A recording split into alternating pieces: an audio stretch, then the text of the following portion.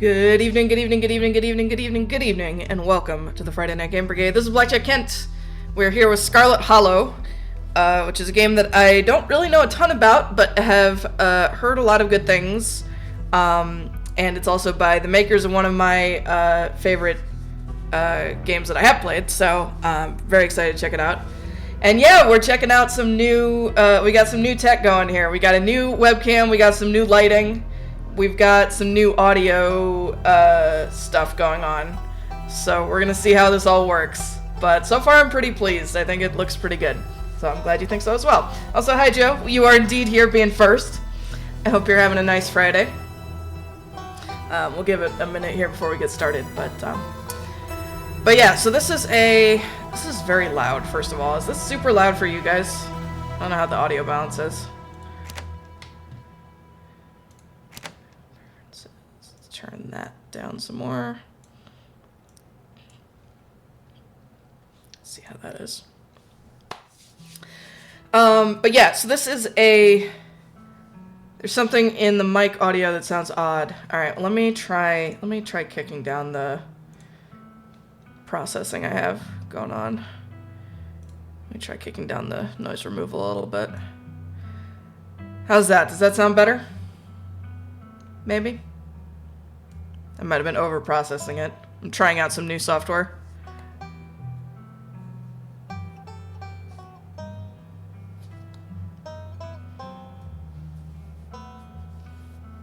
The audio bounces, okay. Keep talking and let me know. Okay, fair enough. But yeah, so I don't really know quite what we're getting into here, but this is made by the people who made Slay the Princess, which is a game that I very much enjoy. For just being very weird and creative and doing interesting things with the medium, so I'm excited to see whether Scarlet Hollow does similar interesting things. But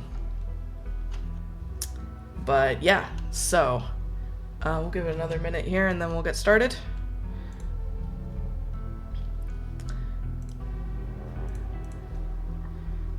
Checking on all my... I have like lights in all directions now, making sure nothing's about to fall over. It's still there, specifically in the big O sounds. Huh.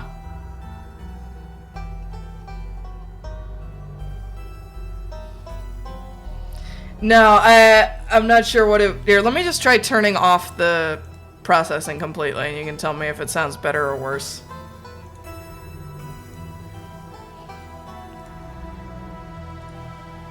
Alright, I've turned off all the processing. So tell me if my O's still sound weird.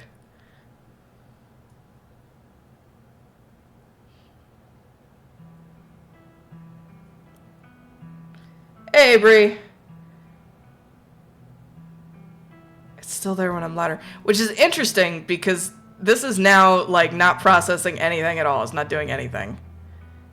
So I don't know why it would be different.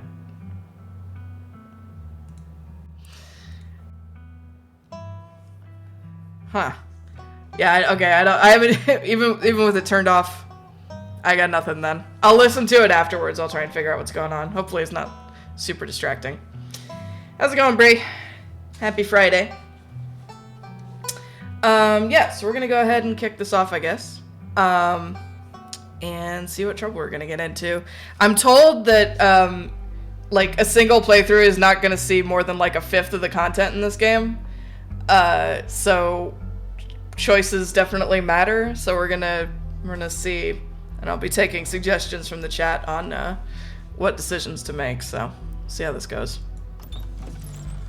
Your name is... Oh, I know this one. Roz. Been a dumb week. Aw. Hugs for Bree. Hi, Plasma. Welcome, welcome. You live in the city of... Chicago? But yes, welcome, Plasma. Happy Friday. How's it going? You are... he, him, they, them, or she, her. I fluctuate, but we'll go with she, her for tonight. Hugs for Bree in the chat.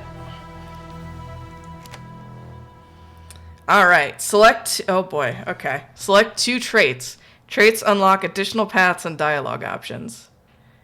Okay, so first of all, obviously we're doing talk to animals, right? You can talk to animals, animals can talk to you, a gift and a curse. So we're definitely doing that. Okay, so we have... What are our other options here? Powerful build, tough as nails, the pinnacle of fitness. Imposing presence that commands the room, a mean right hook. Mystical, strange and unusual. You see the threads of reality in ways others cannot. Street smart, good at lying and hard to lie to. Fast talker, you can read people and read the room. No door can hold you. Keen eye, observant with a knack for picking up small details. Empathetic, book smart, well-read and rational. Possess a wealth of esoteric knowledge and know when to use it. A talented researcher. And hot, extremely good-looking, a natural flirt. People just like you probably because you're a good person. Alright, well, we're definitely doing talk to animals, Joe, so pick one of those, hot or street smart, and we'll go with that.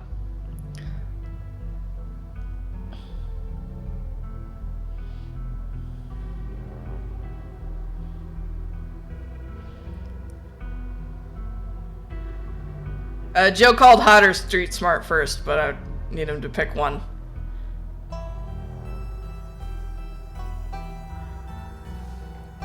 Hey, Ryder. Welcome, welcome. Want that combo? So mystical? Okay, mystical it is. So we're mystical and we can talk to animals. This is starting off excellent. Alright, let's go. You jolt awake as the bus hits a particularly nasty bump. You feel like you'd only just managed to start drifting off, and now here you are, awake. Druid run, yeah, exactly. And now here you are, awake again and still exhausted. For a moment, you're hazy on the details of where exactly here is, confusing this bus with the many others that came before it. But as your mind continues to reassert its existence in the waking world, the past few days come back into focus. The long-lost cousin, the bad news, the 26 hours of bus rides with countless late-night stops and seedy depots that would have felt unsafe even in the middle of the day. You wouldn't normally find yourself traveling like this, but your cousin bought the tickets. The funeral of Perlan Scarlet, your cousin's mother and your aunt, seemed like something you shouldn't ignore, even considering your own late mother's rocky relationship with this side of the family. But it was also more than just the social pressure of the invitation that pushed you to accept it. Something has been tugging you back to this place your entire life. There is no choice to be made because you were always going to find your way here. So when your cousin called, you knew what had to be done. And now the end of your long journey is in sight. You're almost in Scarlet Hollow. So anyway, as I was saying...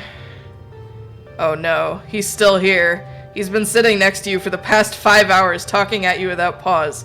You're not sure he even stopped when you started to doze off. At first you thought he was just being friendly, but that was several hours of one-sided conversation ago. I was up in Maryland looking for work, but mostly messing around because I was a dumb teen. Me and my buddies were doing our usual prank stuff, you know, pushing joggers into the harbor, that sort of thing. Wait, what? Yeah, you know, teen stuff. So this girl comes up to us, swinging her purse, yelling about how she was going to call the cops or whatever. It was hilarious. This guy seems like an asshole. She actually hit my friend, and he said it hurt a lot, so I guess she really was mad and not just playing. But she kept swinging, and soon enough she lost her balance and fell into the harbor all on her own. We didn't even have to push her. We had a good laugh and fished her out, and her phone got soaked so she couldn't call the cops on us. We wound up hanging out all day. She kind of became my girlfriend after that, and we've been on and off for about a year, so it's pretty serious. Though about 5 months ago, she tried to break up with me, like, for real, and geez, you ever get so mad you just want to, like, kill somebody? Why are you telling me this? You don't know me. Yeah, and you don't know me. That's the miracle of bus rides. We're never gonna see each other again, so we don't have to hide who we are. This right here is a closer relationship than most people will ever have. Though who am I kidding? Maybe we will see each other again. Anyways, you're young. You'll get it when somebody tries to break your heart one day. It changes a person. Makes them think things they never thought they could. I honestly could have killed that woman. are you? Anyway, she's giving birth to our son right now, so I'm trying to get up to Virginia to be there for it. But I don't know if I'm, like, into that stuff, so I might just wind up on a bus to New York or something instead. I've always wanted to go there. I'm gonna punch this guy in the face. Your girlfriend is giving birth right now and you're thinking about ditching her to go have fun in New York? After she tried to break up with you and you threatened to kill her? Hey now, I never threatened to kill her. You just told me you did. Okay, maybe over text, just a little, but fatherhood is scary. Plus, her mom is there, so...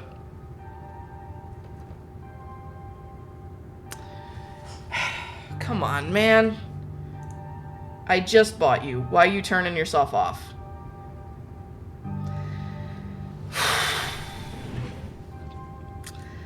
Stand by 1 second.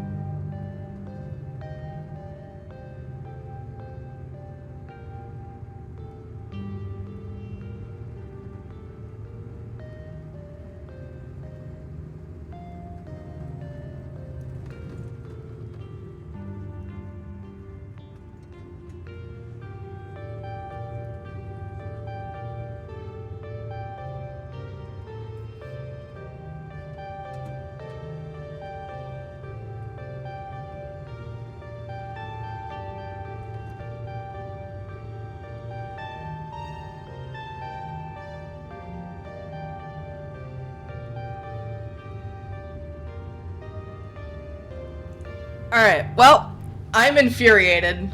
I just bought this fucking thing, and it just turned itself off and is not turning back on no matter what USB port I plug it into.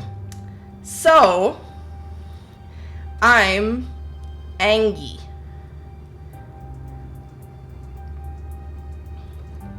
Hang on.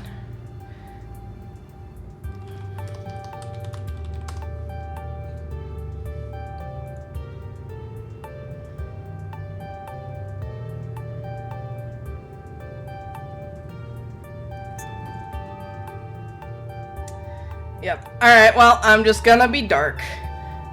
It's the new light that I bought. I had a new light that I was using, and it just turned itself off, so now I'm in the dark again. Oh well. The camera still looks better at least, so we'll keep going with this and see what happens. Ugh. Annoying. Anyway. So yeah, we were talking to this asshole. Who's an asshole. Yeah. Plus her mom is there, so it's not like she's alone. Her mom doesn't like me much, so I'd probably just make things super stressful. She'll understand. She's chill. Anyways, where did you say you were headed? Let's see if we can freak this guy out. Home, I think. I've never been, but I felt it like a call at the back of my mind for as long as I can remember. Some things can only be put off for so long. The young man anxiously shifts in his seat. For one perceptible moment, it's his turn to feel uncomfortable before he catches himself and heartily laughs. Oh, you must be talking about Scarlet Hollow, right? Or the Holler, as they call it in the mountains. That's the only other stop until this bus turns around, so if you aren't getting off at my stop, you must be headed up that way. Almost nobody ever goes there. I'm usually alone on the bus by now. Though actually, I had a couple of buddies who went up there to work in the mine. There's a coal mine up in the Holler, you see, and there's always a job listing or two on the boards around here.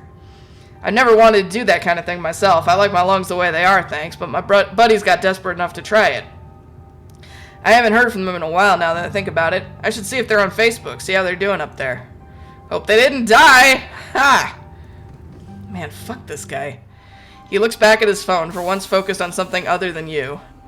Oh, this is me. It was lovely meeting you. Hope you don't get too bored without me around to talk to. Here, I have something for you. The stranger rifles through his pack before presenting you with a dripping bag of peanuts. They're boiled peanuts. I got them at a gas station a few buses back. I noticed you haven't eaten much, so I figured you could use them more than me. Plus, they dripped all over my bag, so I don't want to carry them anymore. Tip. Sometimes picking a dialogue option establishes new facts about who you are. Okay. So, this is going to make a decision about our relationship to peanuts.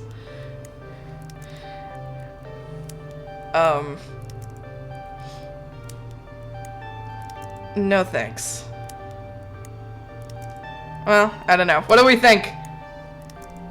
First call in the chat gets it. What do we feel about peanuts? Screw you. Screw you and screw your peanuts.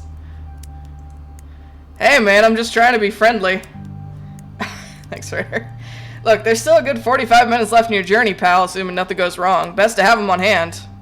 Young man sets the peanuts down on the empty seat next to him. The juices dribble out through the bottom of the bag and into the upholstery, instantly soaking it in peanut brine. And with that, I leave you. Safe travels, friend.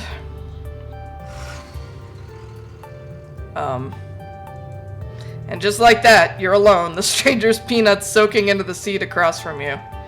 Maybe you can finally get some sleep. Next stop, Scarlet Hollow, end of the line.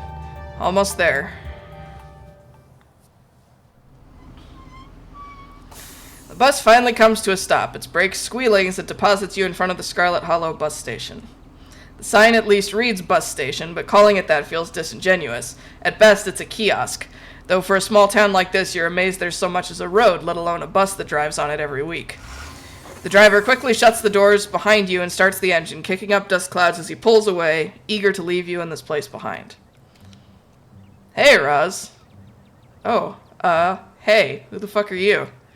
You instantly recognize the worn young woman from the few public photos on her Facebook page.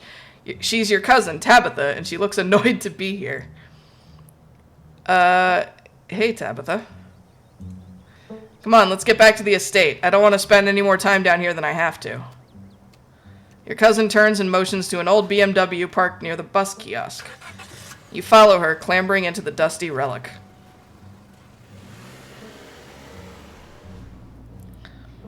It doesn't take much driving before the only signs of civilization are the car you're in and the road you're on. Tabitha maintains an icy silence as she focuses on the road. God, this is going to be a very uncomfortable family reunion, I can already tell. Dialogue options labeled Explore can usually be taken without advancing the story. They can impact relationships and unlock additional story paths, so choose carefully. Okay, so yeah, this is like Slay the Princess. How are you holding up? Fine. I know how you're feeling. I lost my mom too. I know. So I'm trying to avoid this one because it seems ridiculous. So the funeral. It's on Sunday, right? Yep, like I told you. You seem pleasant. Jeez, that's almost a whole week. I got here a little early. Bus only comes on Monday. Can't believe we've never actually met before this. You have your mom to thank for that. Or had, I guess. You can feel the same careless cruelty in Tabitha's words that your mother would use when she talked about Perlan and the old Scarlets. Yeah? Alright. The wound that tore your family apart runs deep enough that it bled through the generations. Let's stick with mystical again. You sound like my mother right now. She hated this side of the family so much. We don't have to become our parents. There are some things in life we get to choose. And she chose to leave. Alright, yeah, no, you're right, you're right. Alright, I guess we're both members of the Dead Moms Club now, huh? Your cousin turns to you with an icy glare. Maybe this... Yeah, me too, Brie. Maybe this would have worked to ease the tension if she were someone else, but she isn't. You're really not going to drop it, are you? She turns back to the road, her expression cold and unforgiving. This is so awkward. Holy shit. You decide to sit in silence with your cousin as the car eases up the steep mountain road. Oh, this looks safe. Oop. Someone want to swat that? And here it is, the Scarlet Estate. Though it's seen better days... Thank you, writer. Though it's seen better days, its crumbling elegance is not lost on you, someone used to cramped apartments in gray cities. Your mother told you about this place many times before she passed, always with an anger burning beneath her words. The faded majesty you once imagined doesn't quite compare with what's in front of you, a jarring blend of opulence and ruin. As you stare at it, perched on the crumbling cliffside, you can't help but feel like it's something that should have been left to rot a long, long time ago. Well, that's ominous. You're hit with a blast of dusty air as you step across the threshold and into the foyer. Everything in this room has been here for much longer than you've been alive, each object cemented in place with layers of dust and cobwebs. You can hear doors creak on their hinges and the aches and moans of ancient floorboards as the house itself sways in the wind. Welcome to our family's humble estate. Unfortunately, due to the current state of the house, only a few rooms will be safely accessible during your stay. I wouldn't go wandering anywhere else if you value your limbs. The floors have been known to give out.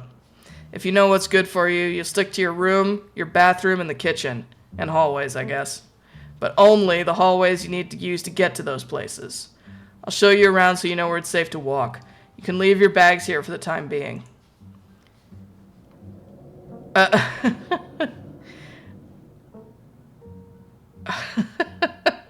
What the fuck? This is awkward. So you live here? Yeah, and I'm letting you stay here for free, so mind your manners. Or did your mother not teach you about those? Why did you even invite me if you hate me this much, man? Let's just get the tour over with. Follow me. You put your bags down and follow Tabitha through a long, dusty hallway. She delicately steps over holes and tears in the floor, and you do your best to trace her steps. Kitchen.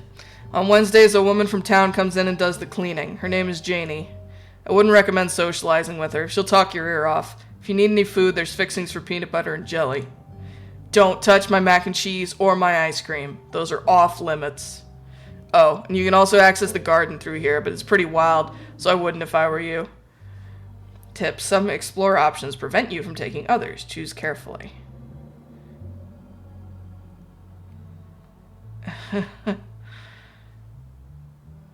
How rude do we want to be, guys? She's so valid for that. Life seems to suck right now. She gets to eat all the mac and cheese and ice cream she wants. You know what? That's fair. Did one of those options say lie? Yeah, lie. It's perfect.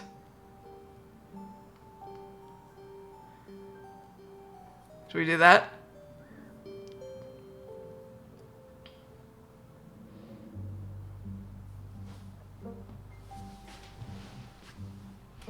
Let's be a liar? Okay. Lie, it's perfect. This is so nice and big. It is. Oh, okay. Awesome.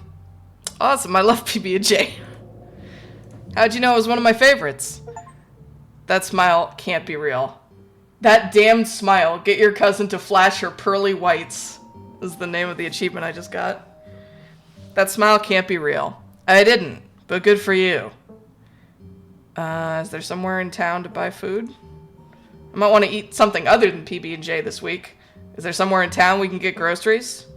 Well, aren't you fancy? Yeah, there's a general store. There's also a diner. I usually order my food in bulk online, though, so I wouldn't be going with you.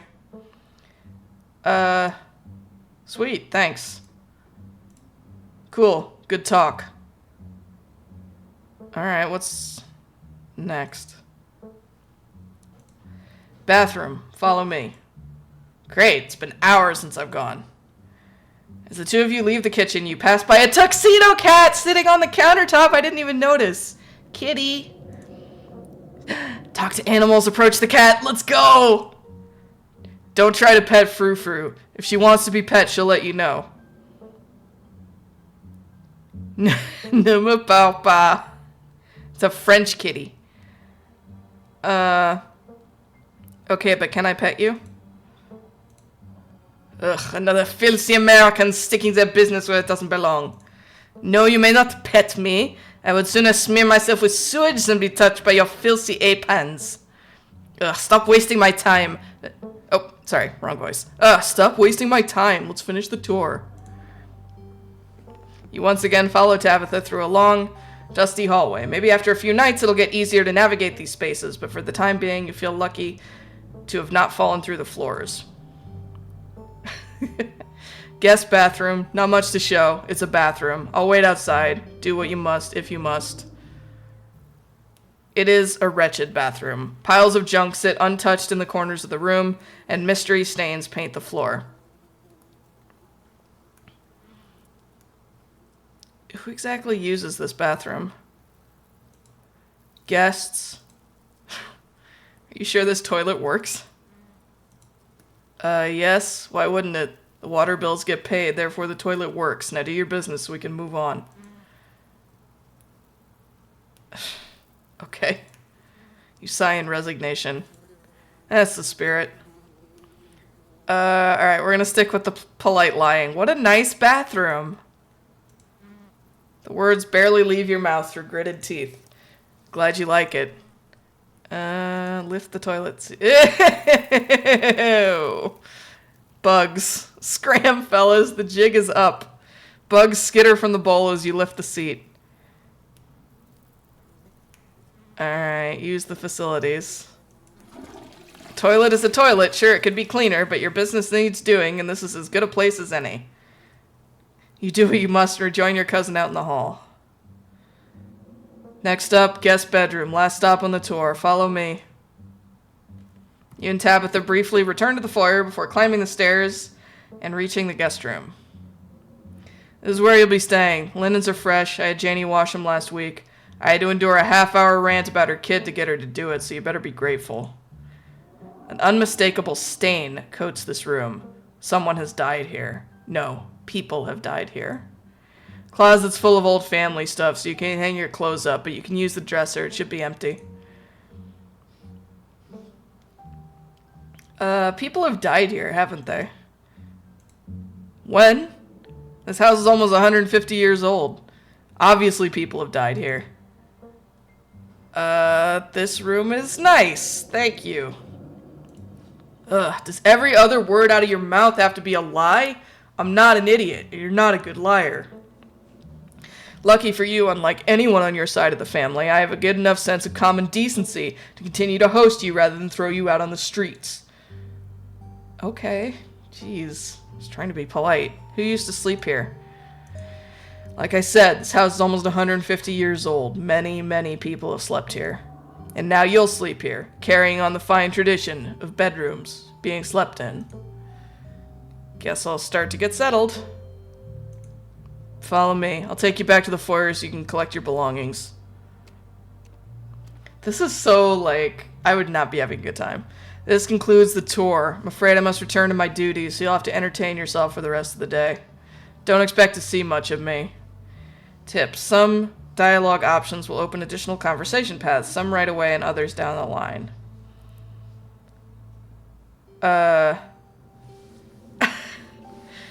Fuck it, I'm gonna be direct. You asked me to come here, but you're acting all pissed off that I actually came. What's going on with you?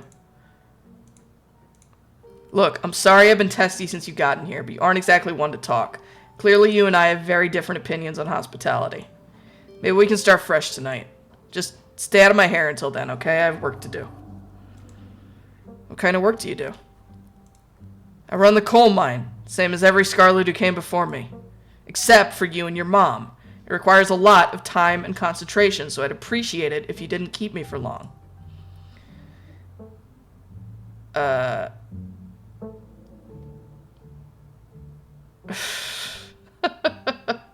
Hydrate. Thank you, Joe.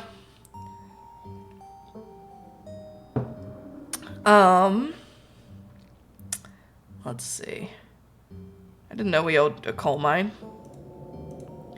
We don't own the coal mine. I own the coal mine. Your side of the family Harry coming in with a sub, summoning some Alonzos with Christmas hats on. Thank you so much, friend. 64 months. Hot damn. Thank you, friend, and welcome. Hope you're having a good Friday. Okay, we don't own the coal mine. I own the coal mine. Your side of the family forfeited any claim to it years ago.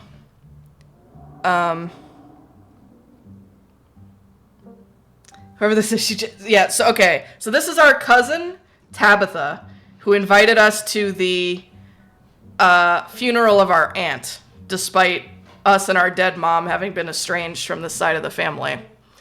And despite having invited us, she's still pissy about us being here for whatever reason. I don't know which of these to say, because she didn't like me being disingenuous. But I don't like being rude, so it's a challenge. I'm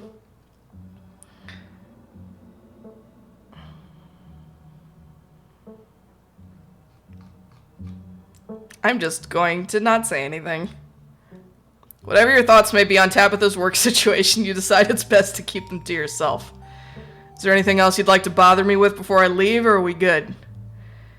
What am I supposed to do while you're gone? There's a very demanding job I should be getting back to right now that doesn't include figuring out activities for you to occupy your time with. I'm not your babysitter. Why don't you, I don't know, go walk around in town or something until you get tired? There are historic buildings to look at. I'm sure you'll have a great time.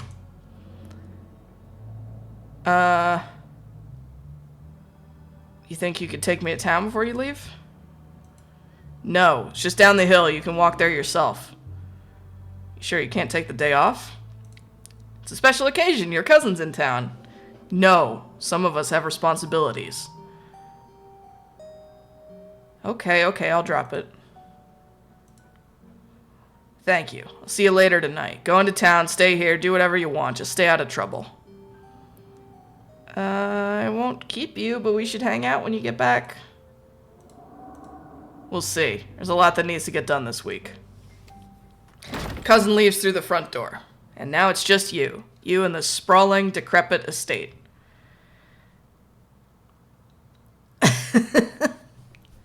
Alright, folks, what do we want to do? Do we go get a PB&J?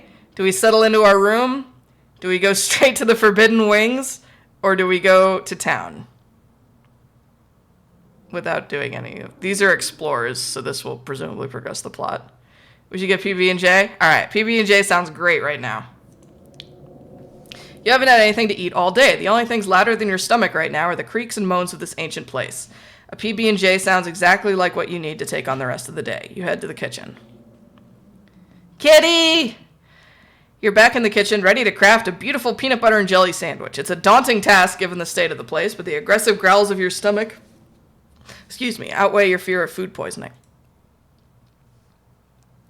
To get started, you'll probably need to find some peanut butter, some jelly, a bread, a plate, and a knife. Okay, but obviously we're going to talk to the cat again first. Frou Frou hisses at you as you draw near and remains firmly in place. You might want to talk to me, but I don't want to talk to you. Go away. Can you tell me about Tabitha? What can you tell me about my cousin? This is the first time I've met her. Spare me your life story. Tabitha at least knows not to bother me. Yep, we can talk with animals. The two stats that we picked at the beginning were speaks with animals and mystical. So we have like weird feelings about things as well. Like we detected that many people have died in our bedroom. So that was fun. Do you like living here? I despise small talk. Do you know what's in the sealed off part of the estate? No, the answer you. But of course I'm not surprised. You seem to enjoy poking your head where it doesn't belong. If you won't take the hint, I suppose I'll have to take things into my own hands. Ooh! Frou Frou lunges at your hand and bites you hard. You back away. Okay. Never mind then. Search the fridge. As you approach the fridge, your eyes catch a note taped to the door reading, Janie, stay out, in all caps. Below it, in separate handwriting, are the words, okie dokie. You open the fridge. You already feel a deep urge to wash your hands, even though you have yet to touch anything other than the handle. Examine old takeout. Oh! Why did you do that? What were you expecting? This takeout container is disgusting beyond words. A liquefied mess wholly congealed in its styrofoam shell. You can't even tell what it used to be. The substance doesn't just smell bad, it smells ancient. No, we're not going to eat it. For God's sake, put it back. Your body reacts before you even register what you're doing, compelled by a deep primal disgust. Shove the container back in the fridge, pushing it into the depths of the shelves and out of your mind. Hopefully you can forget it exists and move on with your life. What was I going to say? This is making me feel better about my own housekeeping, you know? God, I'm so mad about this light. I don't know why it is just turned itself off and not turning on again. Ugh. Anyway, okay, check mayonnaise. You know you probably shouldn't, but a part of you has to know how old that mayonnaise is. You pick up the jar, its label flaking in your hand. It expired 10 years ago. This jar of mayonnaise is old enough to graduate the 5th grade. Best to put it back and forget you ever saw it. Take the jelly. You reach for one of the unopened jars of grape jelly, carefully checking its expiration date. You breathe a sigh of relief when you realize it's recent. This was either purchased specifically for you, or jelly is one of the few things in this kitchen Tabitha actually uses. All you need now is a plate, knife, bread, and some peanut butter. Better close this fridge and keep looking. Do we want to be an asshole and take her ice cream? Or do we be a good guest?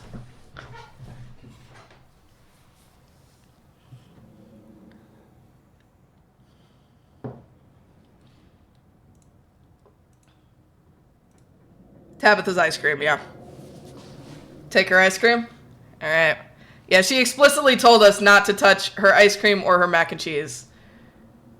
Oh, I'm getting mixed messages here. Alright, Joe, you were saying that, like, she's clearly had a tough time. She deserves all of her ice cream and mac and cheese. True, true, true. Okay.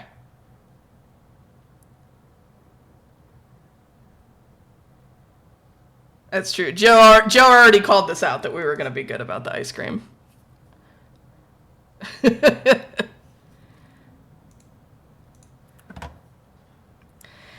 You return to the kitchen, closing the fridge behind you. Search the pantry. Tabitha sure loves her mac and cheese. Alright. Alright, you pick up one of the non-moldy loaves of bread. Great. One step closer to a satisfying snack. Take the peanut butter. I know, right, Joe? The king of nut butters, and only 3% of each jar is mashed up cockroaches. Interestingly, I wonder if we had made the decision earlier where the guy offered us peanuts, if we had said we were allergic, if we would like not be able to do this. The only things you need now are a plate and a knife. Okay. Search the cabinets. This cabinet must be where Tabitha keeps the dishware and, oddly enough, the utensils. Examine the mug. It reads, I was blown away at Blowing Rock, North Carolina. So your aunt and cousin actually traveled sometimes, even if it was only a few hours from the estate. Maybe you can route your return trip through Blowing Rock. It might be nice to see the local sights before heading home. Examine the shot glass. It reads, I survived Deb's 50th. Your aunt's name was Pearl Ann, so this wasn't from her 50th. From the few stories you heard from your mom, Pearl Ann wasn't the type to have kitschy friends who gave out themed shot glasses at their birthday parties. Grab a bowl.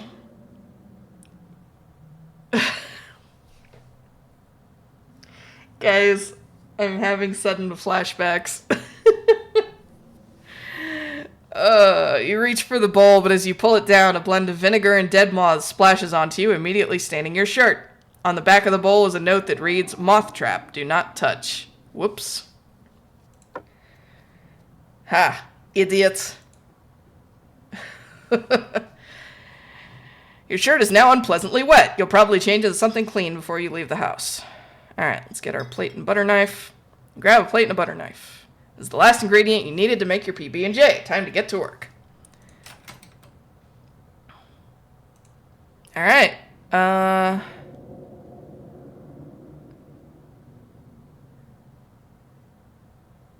Amazing what happens when you use the right audio settings. Yeah, Joe was saying, too, that it was doing weird things at the top end. And I don't know what they would be, because he said they were still happening even when I turned the new processing off completely. So I don't know what that's about. But yes, I am, I think, pretty pleased with the new audio settings for the most part. And I have the new camera, and I have this new light that was looking really good, and I had it on for like 15 minutes, and then it turned itself off, and now it won't turn back on again, no matter what I plug it into, and I'm fucking angry about it. Anyway. Sorry. Let's check out the garden real quick. This garden was reclaimed by the wilderness long ago. It might not be very safe, but who's to stop you from venturing deeper? Should we explore the garden? There's some chaos.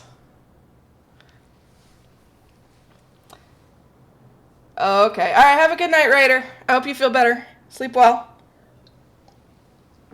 We do the garden? Okay. Explore the garden. You wander further into the garden. It's quiet out here. Oh. Well, that was anticlimactic. Alright, well, I guess we'll make the PB&J. Despite the state of this horrendous kitchen, you have successfully combined your 3 ingredients to make a peanut butter and jelly sandwich. Congratulations. You can feed yourself. A job well done. Cooking by the book. Follow the recipe was the achievement I got. All of that hassle, and it took you less than a minute to eat. The rest of the day lies in front of you. Alright, we're done here, I guess.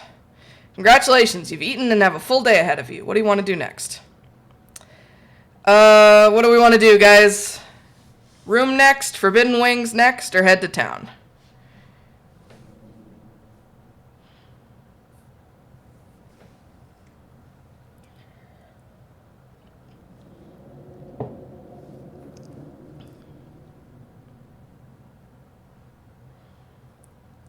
Guess we could probably just go down these in order. Sometimes if it's like Slay the Princess, sometimes the explorers cut each other off, though, so we have to be careful.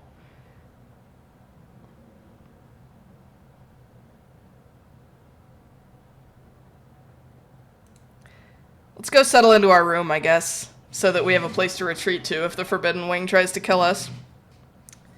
Now that you've finally eaten, the aches and pains of your journey have started to sink deep into your bones. You stumble up the stairs to your room, suitcase in tow, eager to unwind before you face the rest of the day. You stand at the entrance to your room. Examine the painting on the wall.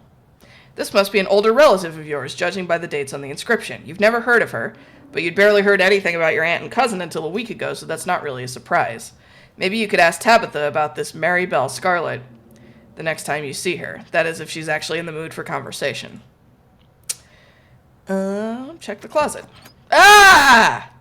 You can see why your cousin said you should put your clothes in the dresser instead of this closet.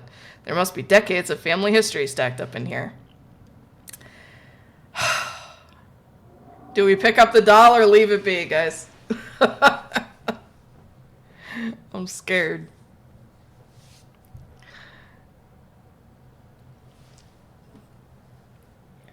Pick it up? Alright. Ah! Of course you're sharing a room with a creepy doll. You pick it up to examine it more closely. Its foot reads, Property of Alexandra. No need to carry this around with you. Oh, okay. We just left that behind, I guess. Put your spare clothes in the dresser. Ah! What?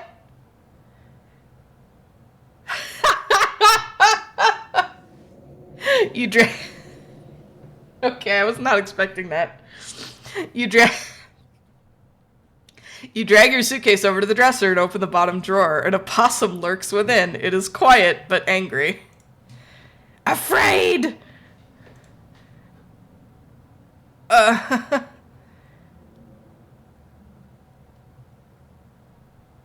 Oh, what's your name, little guy?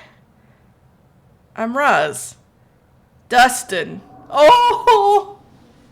Guys, I would die for Dustin. What are you doing in my drawers?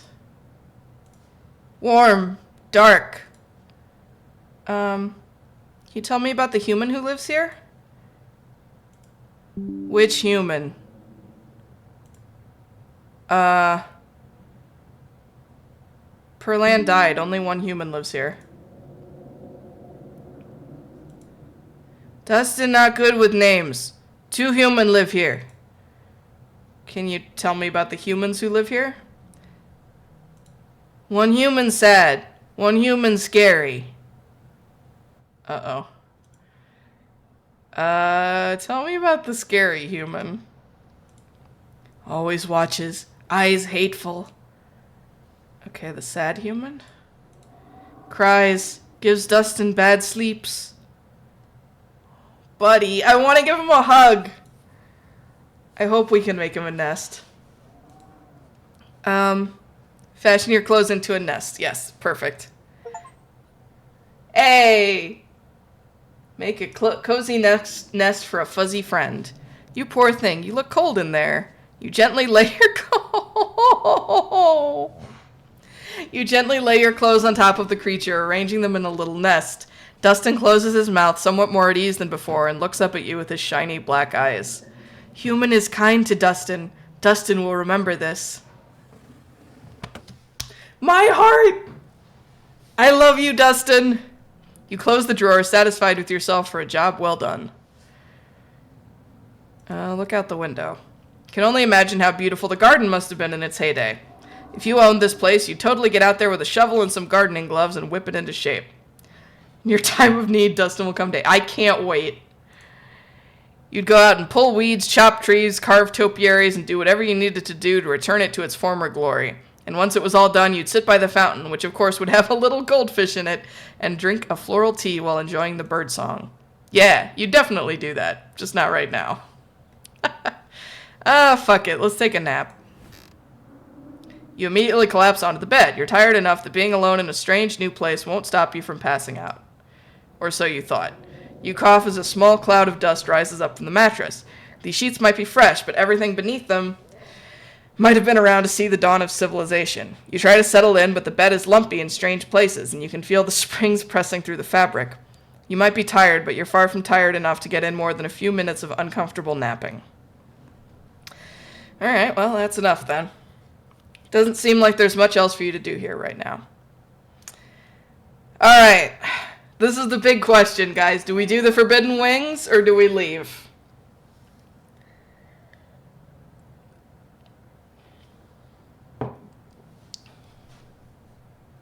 Hooray for Dustin, indeed. Dustin is easily the best part of this house so far.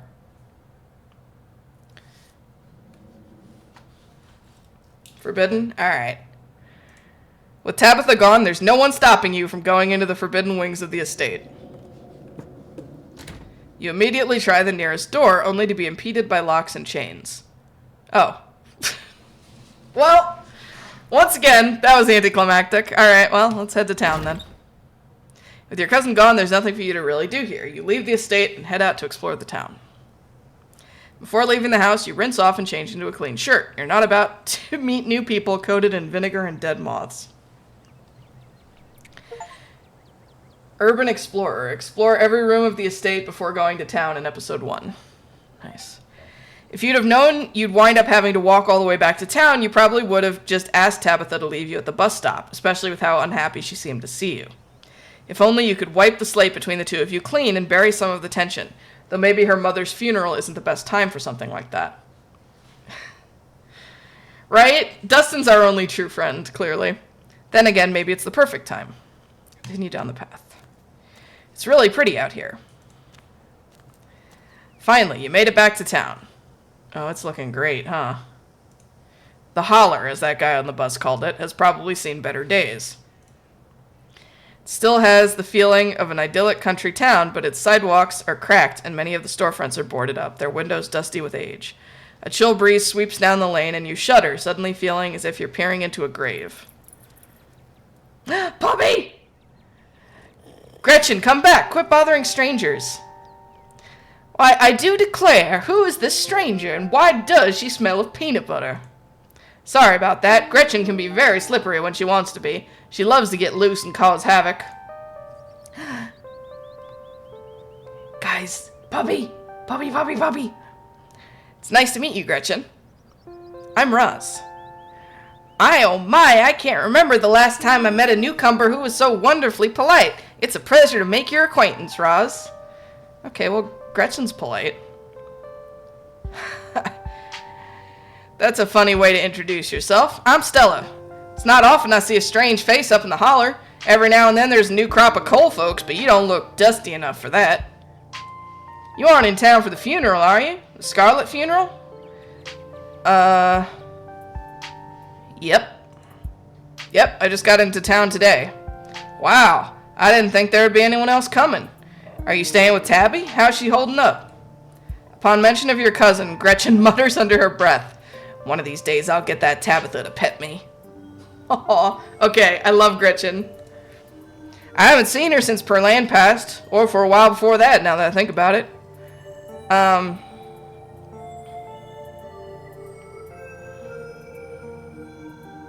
Should we just stick with the mystical answers whenever we have them? I feel like whoever I met today isn't the real Tabitha, just a mask she wears. I hope that's a metaphorical mask you're talking about. To tell you the truth, she's always been a little rough around the edges, but most people don't really catch on to that. It'll probably be good for her now that you're staying there, even if she doesn't think so herself. How long have you known her? Oh, quite a long time. Town's really small, so everybody's known everybody as far back as they can remember. Yeah, I think she is, actually, yeah. That's amazing. Tabby and I got a little close when we were both in the school's production of A Midsummer Night's Dream. I was Puck and she was Mustard Seed. As you might have expected, she was more than a little prickly, but I managed to soften her up a bit in the end. Were you guys smooching and stuff? But then she graduated, and that was that. I haven't seen that girl or her horrible little cat since I was middle-aged. Oh, before it slips my mind, if you're staying up in that spooky old mansion, you must have met the Frou-Frou. How does that monster fare? Maybe. Yeah, I met Frou-Frou. She might think she's so much better than me, but I will get her to let me pet her, even if it's the last thing I do. Wait, what? Are you messing with me? You can't actually talk to my dog, right? Alas, you have discovered my dark and terrible secret. I can talk to animals, and animals can talk to me. Your dog sounds like a southern belle when she talks. Haha, yeah, of course, you're joking. You and Stella maintain silent, awkward eye contact. Well, next time you see that devil, please send my regards, and do let her know that not only do I still draw breath, but that I very much still plan to outlive her. Oh, if you just got to town, you must be starving. I was just on my way to the diner for a coffee, and they got amazing biscuits. My treat. Okay, Stella seems nice.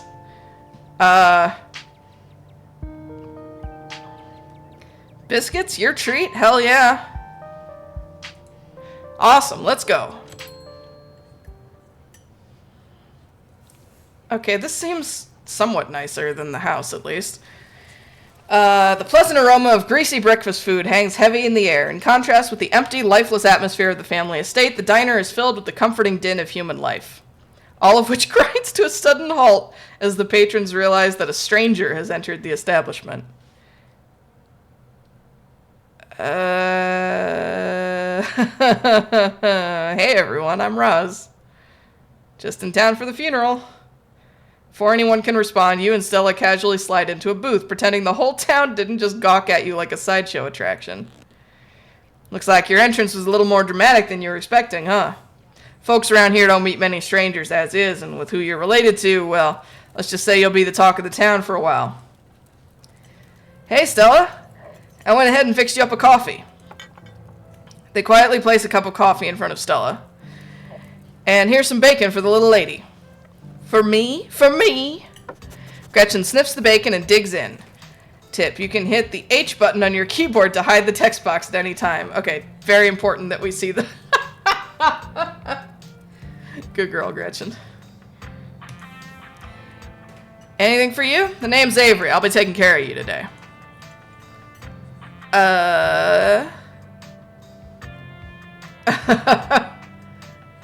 That's what she said, Ari. Isn't bacon bad for dogs? You deny me my pleasures. What is and isn't good for a lady's health is none of your business. But dogs love bacon. Can't say no to a face like that. Gretchen's like one of those 110-year-old ladies who's had a daily glass of wine her whole life. So why stop now? Maybe it's the secret to her longevity. Anyway, don't worry. I always keep an eye on her diet. I gotta go in a sec. Want anything while I'm still here? I will order a biscuit and coffee. And have a biscuit and coffee, please. I heard they were really good. Best in the country. Avery pours the fragrant brew into the empty mug in front of you. They linger after pouring your coffee, turning to you nervously. Oh, and, I'm sorry for your loss. Before you have the chance to respond, they're gone. Glad you took my advice with the biscuit. You won't regret it. Anyways, the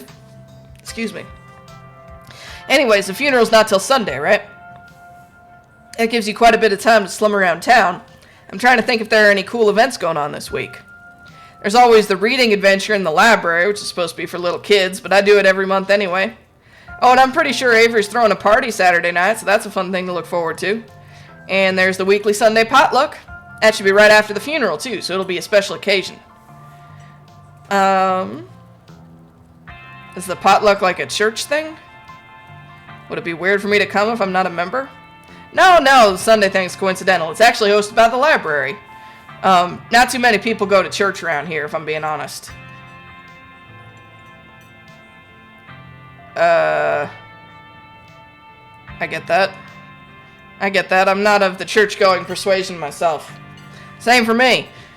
Whatever feeling some folks get in church, I think that must be the feeling I get when I look up at the sky on a night hike. That feeling of peace and wholeness.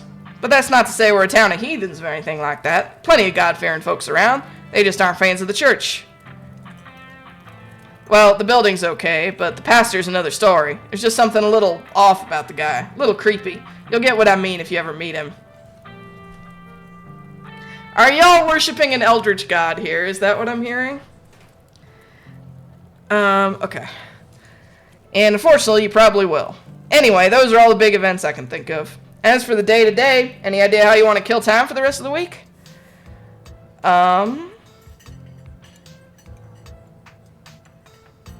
I kind of assumed I'd be spending my time trying to help Tabitha, but with how quickly she ran off today, I'm not sure that's enough for a full schedule.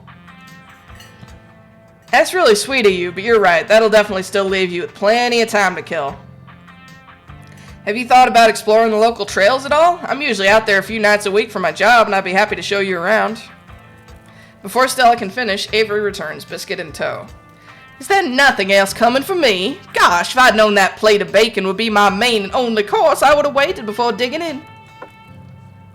Here's your biscuit. Winnie says it's on the house. She sends her condolences.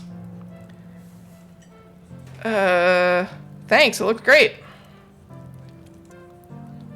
You pick up the biscuit. It's delicate and fluffy. It nearly crumbles at your touch. A warmth emanates from its surface. You don't even need to taste it to know that it is good. Divinity given buttery form. You take a bite. It melts in your mouth as if it was nothing but butter suspended in a thin matrix of dough. Truly, this is a perfect biscuit. Whoa. This is a really good biscuit. Wow. I'm so glad you like it.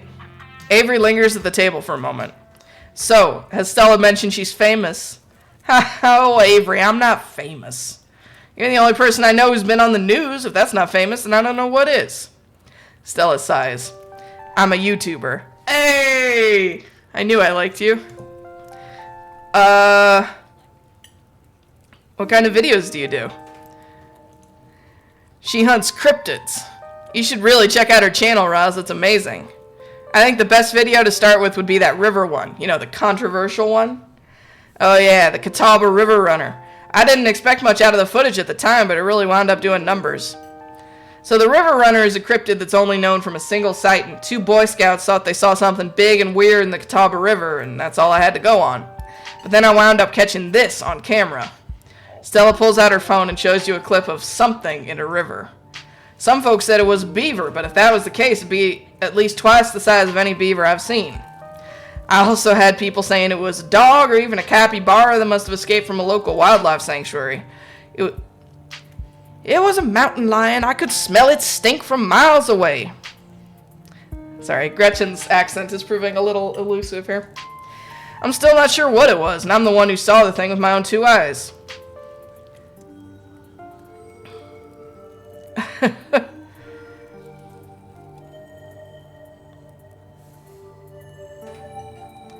Dog, capybara, or mountain lion?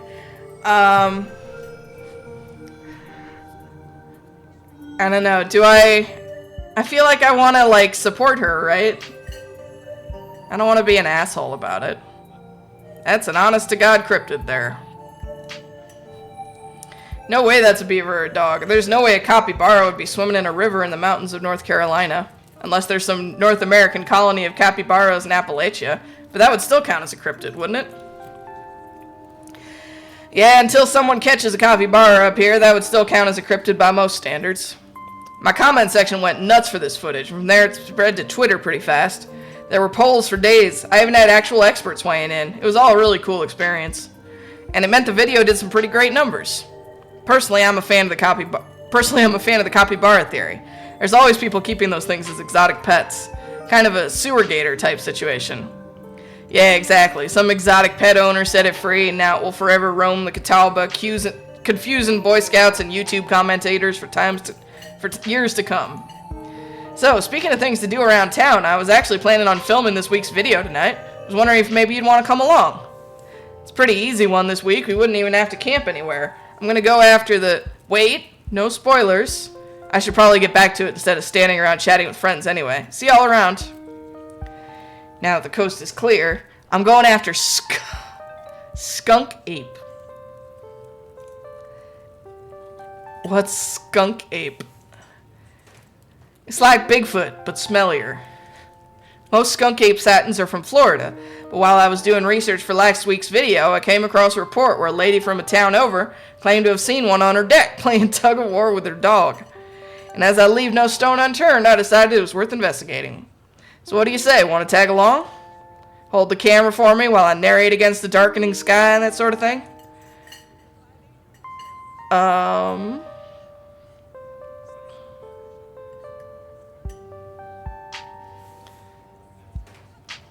Sure.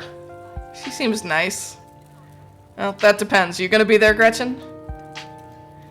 Oh, naturally. I wouldn't want any misfortune to befall my beloved Stella. I must stay by her side through thick and thin, however odd her passions may be. Of course. It's actually been a while since I had anyone but Gretchen out there with me. Say no more. I'm in. This is gonna be a lot of fun. I actually started the channel with a couple buddies of mine back in middle school, so it'll be like a blast from the past.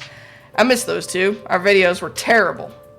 You know, that gets me thinking. I wonder if they'd be down to come along with us, get the old gang back together. Though I guess Kanika has to close out the general store tonight, so I'm pretty sure she's a no-go. But Reese, I think there's a decent chance we could get him to come out of his cave if he's up for it. You mind if I make a quick call? Stella pulls out her phone and dials it, waiting while it rings. Reese, dude, what's up? Feels like it's been forever. Oh man, I'm sorry to hear that. Do you want me to come by, or... Okay, if you're really sure, but if you change your mind... Oh, I was just calling to ask if you wanted to come out to the woods tonight. I met somebody cool in town today. She's Tabitha's cousin. I know, yeah, just here for the week. Anyway, we're going out to look for skunk ape. Well, you could take the easier trails if that would help. Dang, man, that sounds awful. I hope you take it easy tonight. I'll swing by sometime this week and we can have a more low-key hang. How's that? Ah, yeah, I'll bring her. Talk to you soon. Bye, bud. Reese, there's always been something off about that boy. Never did like the smell of him. Oh, that's... Reese, there's always been something off about that boy. I never did like the smell of him. Looks like it's just you and me, pal. Did he ask you to bring me to his house? Why?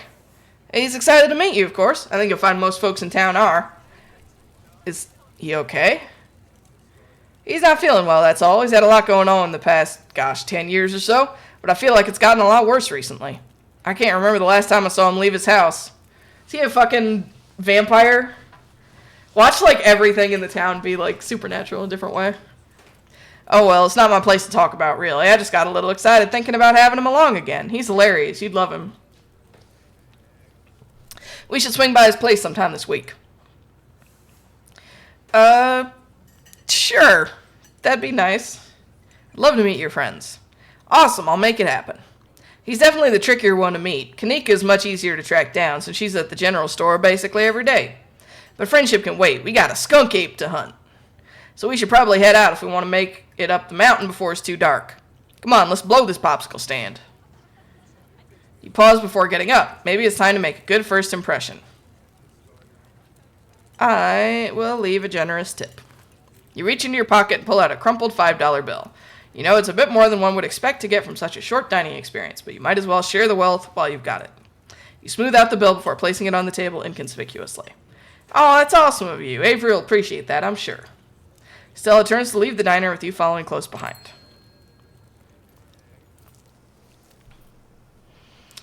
It hadn't been very cold when you first arrived in town, but as the sun dips closer and closer to the horizon, a chill descends upon the hollow, and you see your situation with renewed clarity.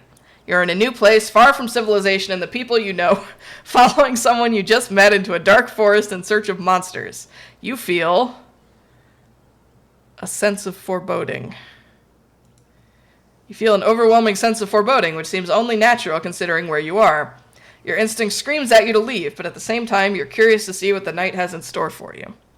You decide to go with the flow, to keep putting one foot in front of the other, and to not dwell too much on this strange feeling.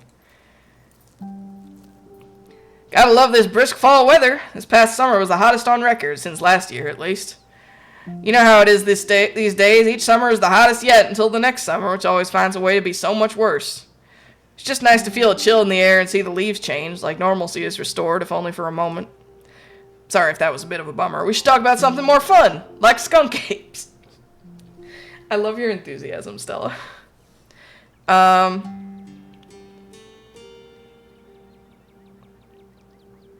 What's the weirdest thing you've seen out here other than cryptids? Oh gosh, that's a good one. Let me think. Well, there's always the deer I saw stealing baby birds out of a nest and eating them. That was pretty messed up. Excuse me? That can happen? But I think most people know about that these days. I've seen tons of videos of other deer doing it, so I'm not sure if it counts as weird anymore. Oh, Tetanus Lake. Tetanus Lake. That's definitely the weirdest.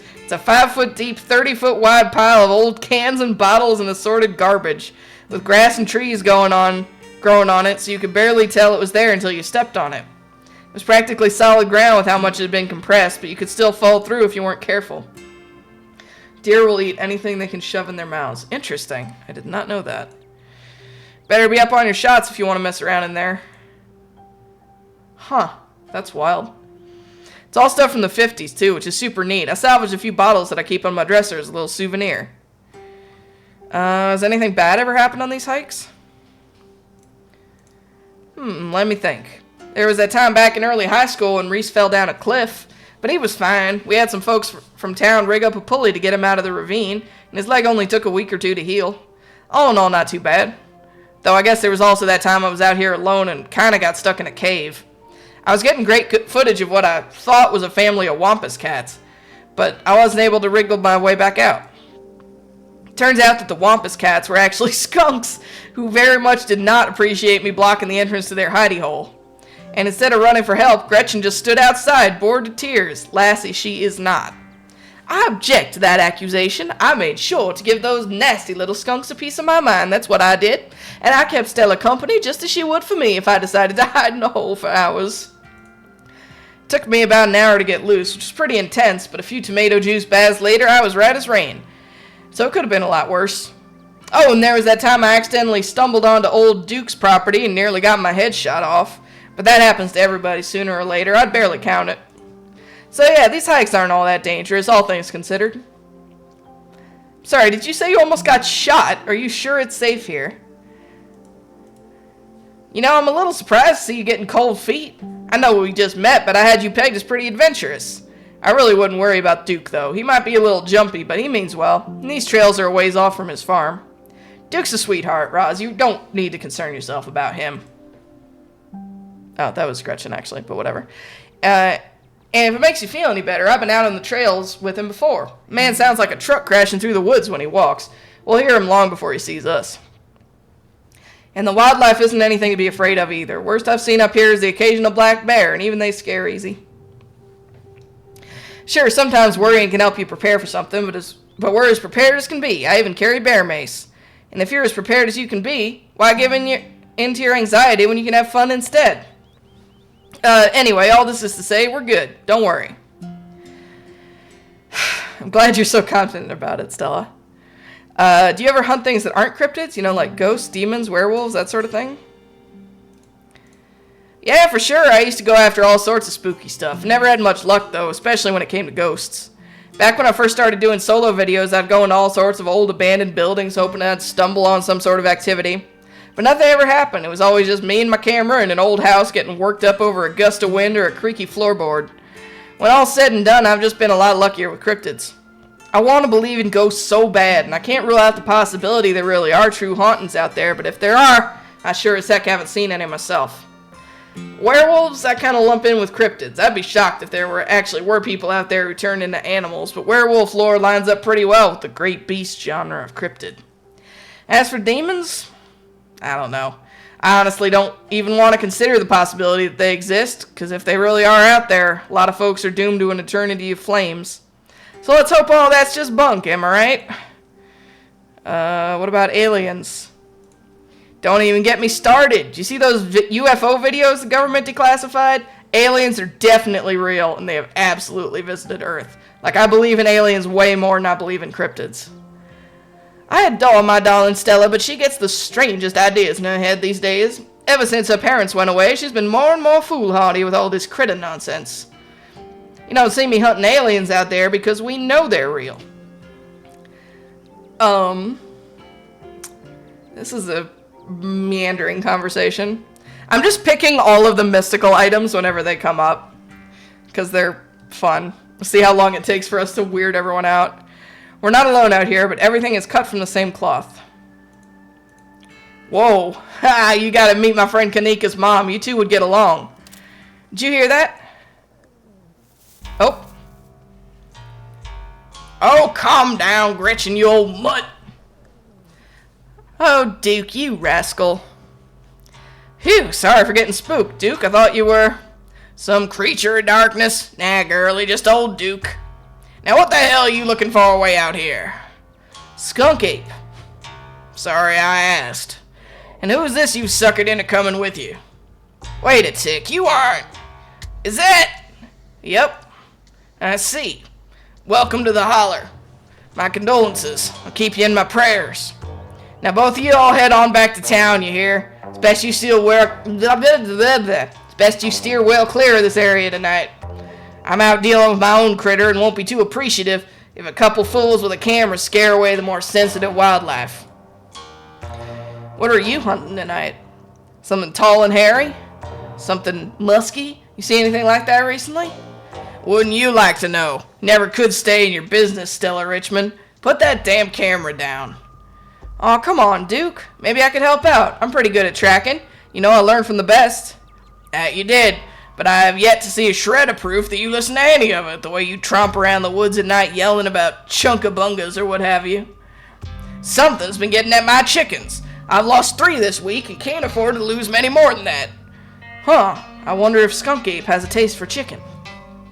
Now see, this is why I don't come to you about these things. It ain't no Skunk Ape, whatever the hell that is. I know exactly what this is, but I know you won't believe me if I tell you. Oh, Duke, you don't think it's... I do, actually. It's those damn mountain lions. They're out there, Stella. I don't care where your little investigation turned up. You haven't been out in these woods as long as I have. Those sons of bitches are sneaky. Of course you wouldn't find any in one night of tracking. And I know for a fact that's what's been getting at my chickens. It couldn't be anything else. I'm telling you, man, mountain lions are extinct in these parts. There hasn't been an actual sighting since the 1990s, and even those were iffy. It's true. There are mountain lions out here, sure as sin. They pee on all the best trees. I can't believe you go out there on your YouTube saying some river monster spotted by a couple school-aged Boy Scouts has been 100% confirmed, yet Appalachian cougars are some kind of far-fetched fantasy made up by geezers like me. You made me look like a fool. I read those comments people were posting on your video. I believe in skunk apes, but I draw the line at mountain lions. I'm sorry, Duke. I didn't mean to sick anybody on you. I just don't think it's plausible. You'll eat those words when I come carrying a mountain lion corpse out of those woods at dawn. And if you two don't want a face full of buckshot, I suggest you run home and stay out of the woods tonight. As Duke's words leave his mouth, an existential dread begins to pull at your chest. Something is waiting for you deeper in the woods. Whatever it is, the 4 of you are bound to meet it, and it will change you forever. Ominous. There's something waiting for us deeper in the woods. Yeah, I know, I'm hunting it. What if it's not a mountain lion, though? What if it's... Oh, don't you get started again. If your daddy could hear you now going on about ghouls and goblins, using what he taught you to run around these woods like some kind of paranormal investigator, do you want that to be his legacy, girl? Besides, you know my boy Bo and me are heading down to the state fair to show off Big Betty this week. We'll be gone days, and the chicken coop might as well have a big all-you-can-eat sign on it if I don't nip this in the bud tonight. You know how I feel about my chickens. I couldn't take it if I lost any more of my poor little ladies. And you know I have to put out a video by tomorrow evening. As Stella and Duke both root themselves in their stubborn insistence, the feeling from before gains form and clarity. Something fated has been locked in stone. Somebody here is going to die tonight. If I miss an update, I might lose my new sponsor, and who knows what that'll mean for my career. We all need to get out of the woods right now. If we don't, somebody is going to die tonight. Why even try to warn them? Fate is fate. There's no resisting it. You know this. Now what's that supposed to mean? Are you trying to threaten me? I don't know. It's just a weird feeling I get sometimes. A weird, bad feeling. It's never wrong. You know what's painful? Grading papers. Oof. Yeah, I bet. My sympathies. Are you trying to say you're psychic or something? Don't count on it. It's just a gut thing. I wouldn't call myself psychic. I wouldn't rule out the possibility if I were you. Again, she's willing to accept that I might be psychic. But mountain lions... no way. Oh, hush, both of you. You're just trying to unsettle me, so I let y'all go off in the woods and film your little video. Roz, I think you've freaked Duke out enough for one evening. Maybe we should leave the poor man to his wild goose chase. This class also makes me realize the teachers want to get paid more. And so some of the best teachers will go to the higher paying schools. What? She's sticking to her belief system. True, true. I am not freaked out by your friend's theatrics, but if it gets you out of my hair, sure, I'm greatly disturbed. Now run along home and stay out of trouble. As you and Stella return to the trail, she carefully looks back the way you came. Okay, coast is clear. There's no way we're letting Duke edge us out that easy. No, Stella, you're gonna get shot in the face. Come on, I know a trail that'll let us get around him. Oh no, we aren't actually headed back to town? While I understand your fears, Roz, this is an opportunity for a once-in-a-lifetime adventure. Seize it while you can. Oh, you don't have to worry about old Duke. He's never actually shot anyone. This isn't about Duke. Something bad is going to happen if we stay here. Wait, you don't want to dip out now? Sun's about to set. Things are just about to get good. I know it. I didn't realize that when we are kids, our brains can grow and change. Oof. Oof. Yikes. Oh, no.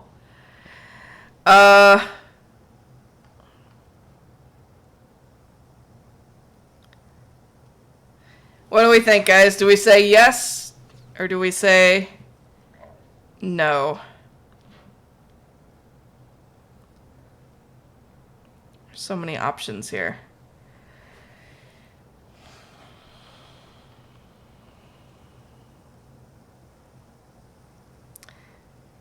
When we're kids, right? Yeah, like that's kind of the job description, isn't it? We should go with her to see the death and destruction? Okay, sure, I guess I'll stick around for sunset. Great, I promise it'll be chill. If it makes you feel any better, not much usually happens on these hikes. We'll probably just head home pretty soon after it gets dark. Duke will never know we were up here. There's a great overlook just up the path. We can start there. I'm glad my Stella won't be alone out there tonight. The woods don't feel as safe as they used to. See, that's what I'm trying to say, Gretchen. Alright, a path in the woods. Oh, that's a Slay the Princess reference. You're on a path in the woods. Okay. Alright, this looks like a good shot. Mind holding the camera. She hands you the camera and takes position. As night falls, my new assistant, the mysterious Roz, and I find ourselves on a high hill in the Blue Ridge Mountains, where we'll begin our hunt for the elusive yet pungent skunk ape. Though mostly encountered in Florida, this possible relative of Bigfoot has been spotted all along the southeastern edge of the United States, including right in this very county. Here's hoping we get a glimpse tonight. We'll check back once we're on the trail. Until then, stay searching, Stellars. Stay searching, Stellars. And keep digging, Gretches. I can take that camera off your hands now. We'll be able to start the tracking scenes once the sun sets all the way. In the meantime, we get to take in all this gorgeous scenery. Duke may be gone, but that feeling in your gut still lingers. Something terrible awaits you. Something unavoidable. Though what exactly is wrong in these woods still eludes you. There's something wrong here. There's something wrong in the air. It feels oppressive, dark. You don't happen to mean stinky, do you? God, this woman's dedication to the point is impressive. Do you think you're smelling the skunk ape? No, something metaphorically oppressive and dark. Dang, I thought we might have stumbled across its trail. Oh well, I wouldn't worry too much if I were you. My gut usually warns me if I'm going to run into trouble, and I feel A-okay. Your quiet moment with Stella is broken by a loud percussive snort. What was that? No need to panic. That's just the sound deer make when they want to warn the rest of their herd about big scary predators like us. Let's check it out. As you and Stella hear the footfalls of animals retreating into the woods, she reaches for her flashlight. Can't you hear the sweet whispers of new growth?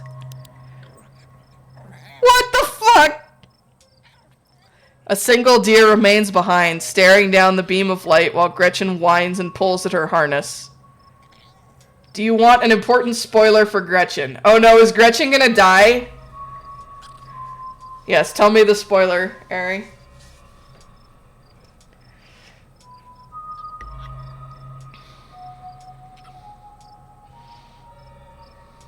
I'm scared now.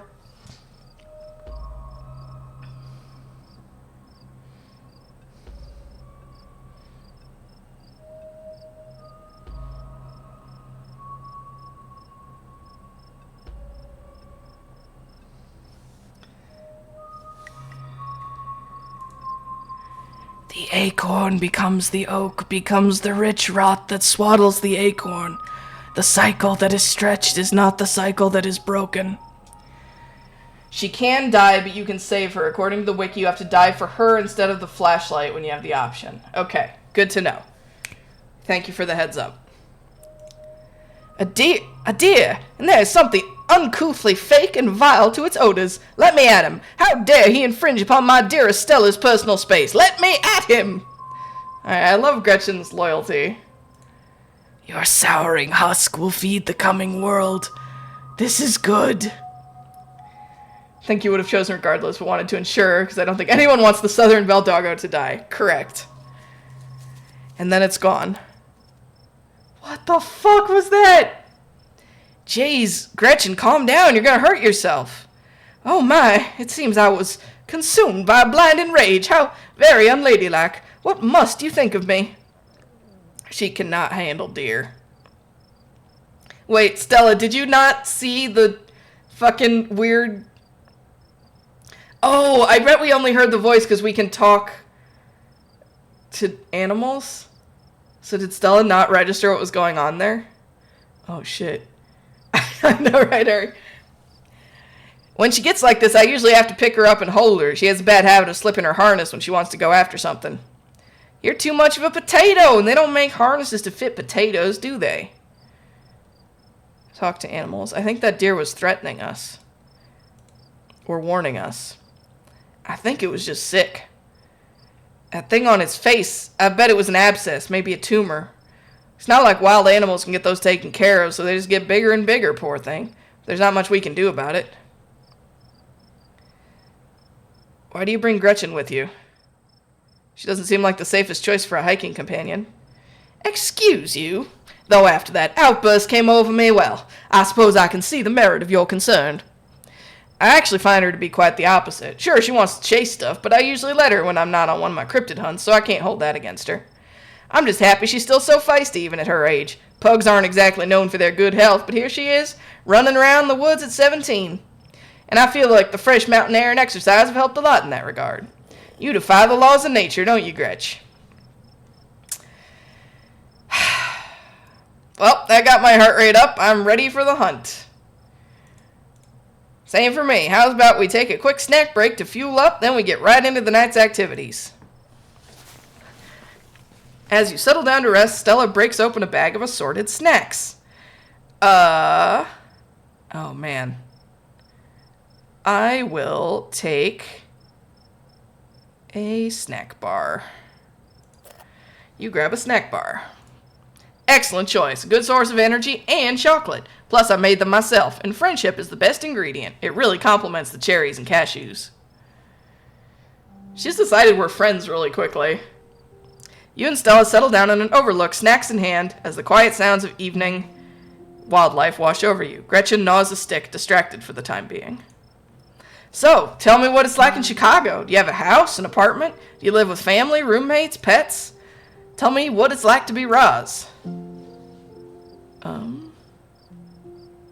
Why do you want to know? Why wouldn't I want to know? I've lived in this town my whole life. I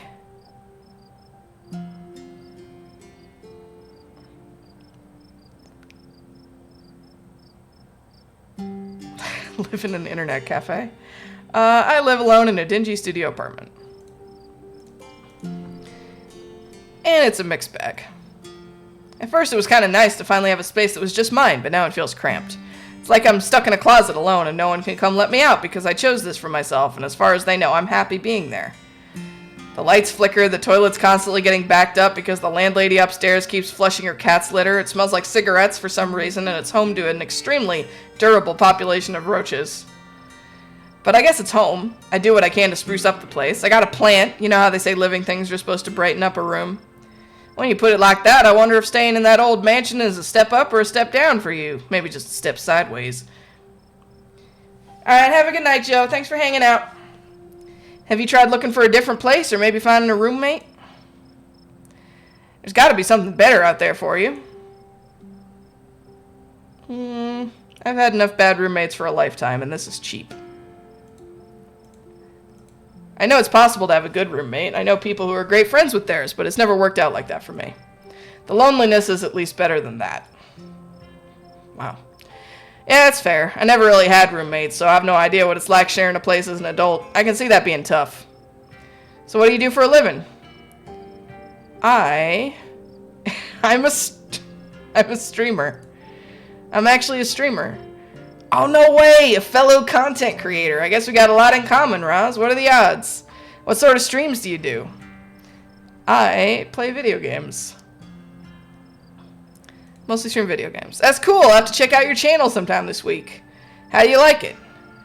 I wouldn't trade it for the world. Most people I meet tend to raise their eyebrows when I tell them what I do, but I love it. Might not be much, but it makes me feel like I'm taking control of my own destiny. Believe me, I can relate. I don't think I'd give up what I do for anything. A crisp breeze passes over you. What about you? What's your story? Gretchen and I live in a little house just outside town. It's actually the house I grew up in, so it has a lot of pleasant memories attached to it, and I'm glad I could keep it in the family.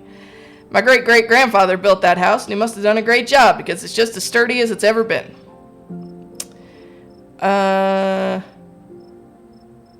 Do you live alone? Yeah, the place used to belong to my parents, but they're not around anymore, and the Holler's a small enough place that older folks don't need roommates.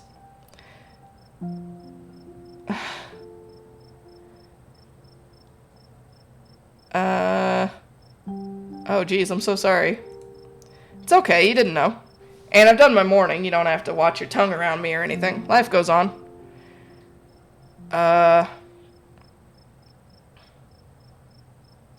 Do we do the Dead Moms Club joke again? I guess we're both members of the Dead Moms Club. I got an achievement. Members only. Welcome 2 characters in episode 1 to an exclusive club. Ha, I guess we are. How are you holding up? I'm okay, hanging in there. It was a long time coming, so it wasn't a surprise. I'd kind of come to terms with it by the time it actually happened. And it's not all bad. She doesn't have to be in pain anymore, so that's a relief. The hospital bills are another story, though. Can't even imagine how bad that must be. It's just salt in the wound at this point.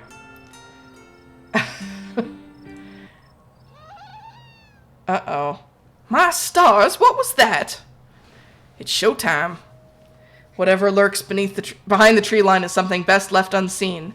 But the events of this evening were already set in motion long before you stepped foot in Scarlet Hollow. There's no turning back now.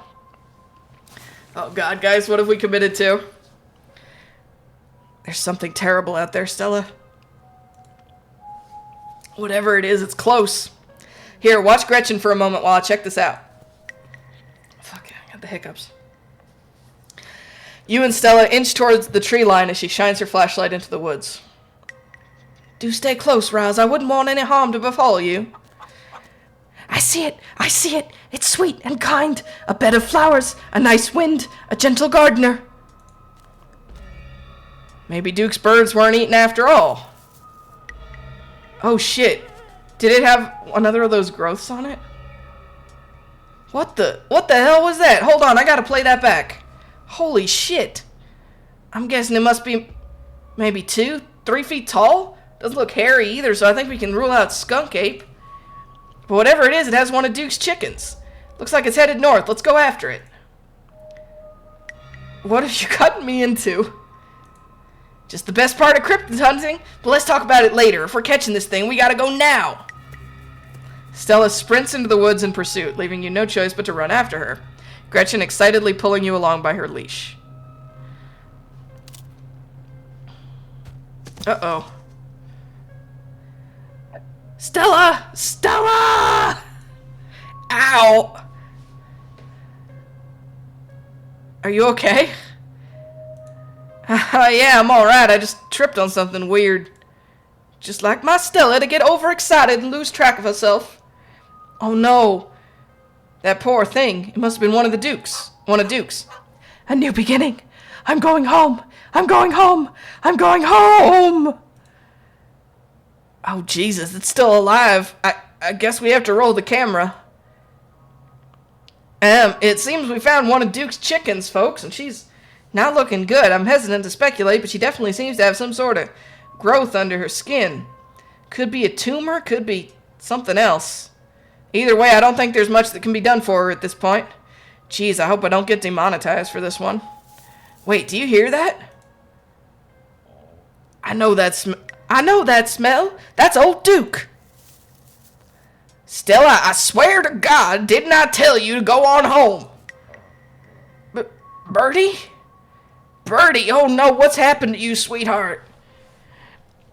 Duke, we just found her like this. I think there's something seriously wrong with her. She smells terrible. Nothing like an animal at all, just like that deer. I can barely even smell the woods anymore. It's all that uncanny plastic stench. Jesus H. Christ. Mystical and talk to animals. We get a special combo platter. The things all of these animals have been saying tonight, it's like they're going through some kind of religious experience. This is really going to make Stella think that I'm nutty. I got an achievement. Fusion. Take a menu option that requires 2 traits. Right? Yeah, this is kind of cool. The things all these animals have been saying tonight, it's like they're going through some kind of religious experience. The hell are you on about? What a horrid thing to witness. It's like they've all gone mad. If this happens to me, I wouldn't want to live like that.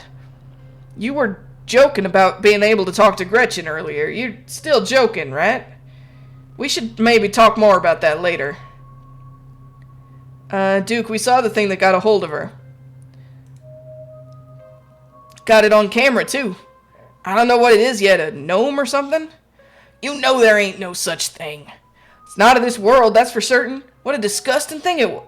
No, I keep getting my voices mixed up. It's not of this world, that's for certain. What a disgusting thing it was. Unappetizing in every sense of the word. Examine the chicken. Ugh. You stoop down to look at the chicken. Don't let Gretchen too close. She'll try and take a bite if you don't stop her. I would never. Something about this bird doesn't smell right. You hold Gretchen's leash close to your chest. She squirms against her harness. Examine the growth. Good God. At first you thought it might have been a tumor, but this is something else. The skin is stretched taut, the growth pulsing beneath. She can still get better. Maybe she just needs that thing to pop, and she'll be right as rain in a couple days. Happened to me once. There's not so much as a scar these days. I don't know. It kind of looks like there's something in there. Smells like it should be buried somewhere deep. My senses scream out that this is an abomination. Oh, Stella, please don't get too close. Can you hear the birth that dwells within me? Can you hear the way it roars and thunders? This is weird. Examine the wing. The wing is barely still attached, but that seems to be the least of the chicken's concerns. The old becomes the new. I've never flown, but now I soar. Whatever got a hold of her busted her wing up to, little bastard. Yeah, what a bastard. Examine the head. Its poor little chicken eyes look up at you, glazed over, but still rolling around in their sockets with unfortunate life. Can't hide from me. I can see you. I can smell you. Sick, sick creature. Having investigated to your heart's content, you step back and give the bird space. Do you think she's become an egg? Like one of those things is gonna pop out of her? What a horrid thought. No, I refuse to entertain that notion. She ain't some kind of incubator. She just needs that thing drained, maybe some antibiotics, that's all. Like, what are we supposed to do, man? I'm freaking the hell out right now. Hey, it's gonna be okay. As you, Duke, and Stella take stock of the situation, a sound begins to wrap around you, gently at first, barely a whisper, but then a guttural moan, and then another and another, until suddenly you find yourself surrounded by a chorus of groaning misery. There's something out there all around us. I can smell it. There's so many of them. Hey, do you guys hear that? Yes, I hear that. She starts filming again. Come on, Birdie, let's get you home. As Duke scoops up the injured Birdie, the voices in the trees intensify. It's like you're all suddenly surrounded, the strange sounds coming closer, growing bolder. Leave and never return. What the fuck? What in the hell is that? The gardeners come to mend and nurture. Let me blossom and sprout. Let me become. You feel a tightening in the leash pulling at you from behind. Don't you step another foot closer, I'll shoot.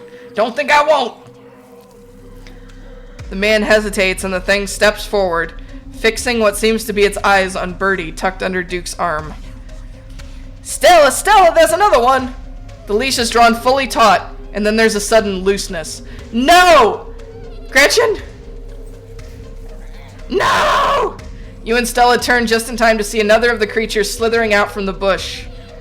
Oh my god! What's going on over there? As Duke glances back, everything seems to happen at once. A patter of unnatural feet, and then chaos. Duke grapples with the thing as it grabs at his shotgun, pushing the barrel out of the way as it grabs for Birdie with oddly jointed limbs, while Stella stares in shocked silence, as if paused, watching as the other creature attempts to wrestle Gretchen into the darkness, her desperate cries going unheeded. Shit! Get your grubby little hands off my bird! Okay, we're obviously gonna go for Gretchen, per our instructions. You dive for Gretchen, attempting to snatch her away from the thing's misshapen hands.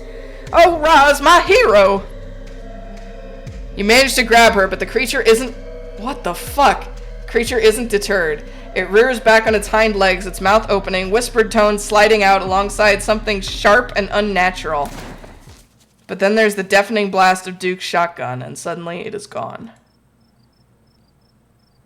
Duke? Blood! My heavens, I smell blood! Oh, shit. Jesus. Okay. Oh my god, what do we do? Okay, first things first, I grab Gretchen. There, step 1 is done, Gretchen is safe, great, okay. Step 2. Stella, you're definitely getting demonetized now. Great, okay, step 2. What's step 2? Holy shit, what the fuck? Okay, deep breaths. We have to do something. What if we chase after those things? Get as much footage as we can. It's the only way anyone will believe us about what happened. We owe it to Duke. Stella, we have to get out of here. Okay, let's go. As you and Stella quickly make your way back through the woods, the unearthly whispers of creatures unknown once again surround you. Keep moving. You say nothing, continuing forward with a grim determination.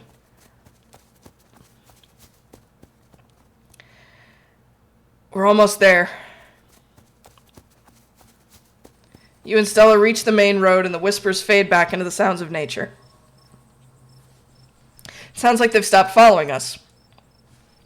Excuse me. Certainly can't smell that stench anymore. I should get reception now that we're back on the main road. Let me find my phone so I can call the sheriff. You feel a buzz in your pocket.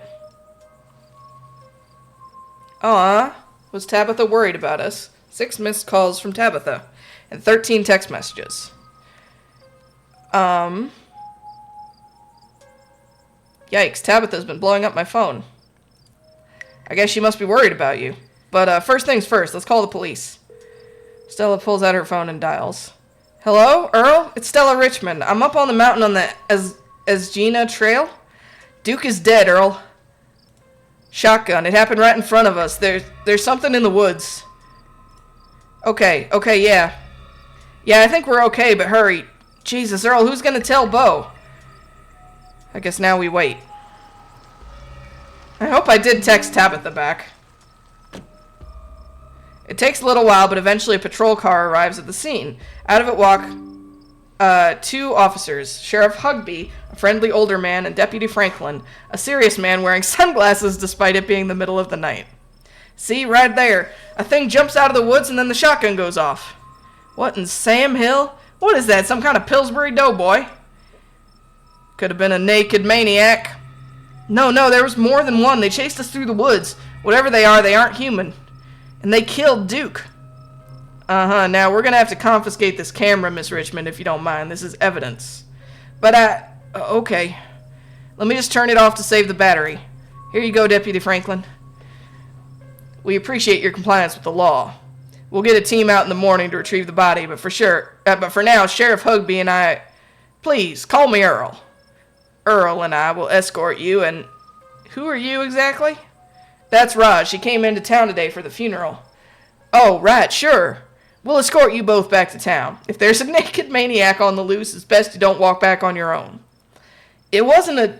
Never mind. Why aren't you going out there tonight? There's a dead body in the woods. Those things could attack someone else. Well, it ain't exactly like old Duke's going anywhere at this point. They'll still be out there in the morning. Watch the creatures, like, scoop him up. We only have a skeleton crew at the moment. Monday nights are Deputy Derrickson's bowling nights. We'll be on alert for any more reports of naked maniacs, but retrieving Duke will just have to wait. Now, if you'll kindly step into the vehicle, we can return you safely to your home. Do we have to ride back with you? We can just walk. Those creatures left will be fine. I'm afraid I'm going to have to insist for your own safety. I know, right? Stella sighs. Okay, thank you. You can ride up front with me, little lady. That is, if your mama permits. But what about Stella? She hates being in those wheeled contraptions. Sure, Earl. You can hold Gretchen on the way back to town. So Stella doesn't like riding in cars. Oh, that face! The cops usher you and Stella into the back of their squad car. You are just the cutest little thing, Miss Gretchen. Yes, you are. Sheriff Hugby pats Gretchen on the head affectionately, but she remains wholly focused on Stella, a worried look stretched across her little pug face as Hugby scratches behind her ears. Stella stares out the window, oddly quiet. Oh my, poor Stella. Neither of us much likes these awful metal beasts. If only I was able to comfort her. Confound this old man who reeks of coffee for keeping us apart. Hey, Stella, you good? She doesn't respond. I guess we just saw a man die. I don't know what to say either. Looks to me like she just got a bout of car sickness. Must be why she thought walking home sounded like a good idea. Guess whatever you saw out in the woods wasn't as bad as an upset tummy. Okay, you know what? Fuck off, actually. I'm sure she'll be right as rain once we get back down the hill, though she'd best try not to hurl in the meantime. We wouldn't want Franklin here to have to work late cleaning the squad car. We're only a few minutes away now. Y'all had better keep it together until then. Very unsympathetic. Fuck these guys. Soon the rumble of gravel beneath the tires gives way to uneven pavement, and the car comes to a stop in front of a small cottage. You two stay out of trouble. We'll have this all sorted out in the morning. Just get a good night's sleep. And you, whatever your name was. Roz. Sure, you're in town for the funeral? Good, don't you go leaving before then. I imagine we'll need to ask you a few questions about everything you've seen tonight. Stella, keep an eye on her for us. Make sure she doesn't get into any more trouble. Y'all have a good night now. Bye-bye, Gretchen. Y'all have a lovely evening. If any bugaboos give you trouble, you know how to get in touch. Fuck off, actually. And here you are, back in town, away from the woods, with no one but Stella in sight. Holy shit. I hope you don't mind me asking, but why on earth did you want to walk home? That's a fair question. I've just had some bad experiences with cars. I don't know how to drive them, and I don't like getting into them unless it's literally a question of life or death. Which I guess tonight was. Sorry if I weirded you out. God, what a night. They seemed a little blasé about everything. I can't believe they're waiting until the morning to even start looking for him. Who knows what those things are doing to his body right now? I believe they are well-intentioned, if in over their heads. And what's worse is I think they implied you're a suspect even after we showed them all that footage. They have to pin it on somebody. I know, right, Harry? They're cops. It's their whole job to pin it on somebody, so of course they'd pick the out-of-towner. Here's hoping the footage clears my name. Yeah, no kidding. But it's okay. I'm not going to let anything bad happen to you. Nor will I, though I have little understanding of police work. I was there. I filmed the whole thing. At the very least, it'll never hold up in court. And it won't get to that point either, because we're going to do a little investigating of our own. We've got to find out more about those things. If we can get clearer footage, or better yet, trap one of them, there's no way they can blame you for what happened. The library doesn't open for a while, but I've read every book on cryptids they have and never came across anything like this. There is someone in town who might have some useful information. My friend's mom. Her place isn't far. We should head over now before it gets any later. I should check in on Tabitha. My friend's place is on the way back, and stopping by shouldn't take long. You sure you don't want to stop in first? I know I wouldn't want to head up that mountain road by myself after everything that's happened tonight. When you put it like that. Poor Tabitha's gonna have a heart attack. I feel bad that I didn't text her back now. I thought I would still have the opportunity to do so. When you put it like that, sure, let's do it. Awesome, let's go. I'm glad you're sticking it out with us. It's always so nice to have an extra companion. I love you, Gretchen. I hope she's still awake. There's something foul creeping up behind us. Rise. Oh, shit. Oh, fuck. Jesus! What the...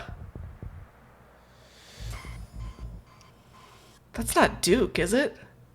You and Stella turned to see a shadowy figure staring at you from across the road. You didn't hear it approach. Welcome home. You're finally where you're meant to be. Before you can respond, the door behind you swings open. An older woman stands in the entryway. Go home, Wayne. I can't help you tonight. You look back and the figure is already gone, disappeared into the shadows of the night. I'm sorry about that, Stella. Some people just can't be helped. What brings you out here so late? And who is this? Hi, Mrs. Forsyth. This is Roz. Is it okay if we come in? You and Mrs. Forsyth briefly lock eyes. She's impenetrable, and you feel small and almost naked in her presence. There is something about her that's far beyond you, but you feel no threat, no malice. And then the moment passes, and you see only the woman before you. Of course, you're in luck. I just put water on for hibiscus tea. And for goodness sake, you can call me Sybil. You're an adult now, after all. Welcome to my little nook. Okay, I love her already. Tea is life.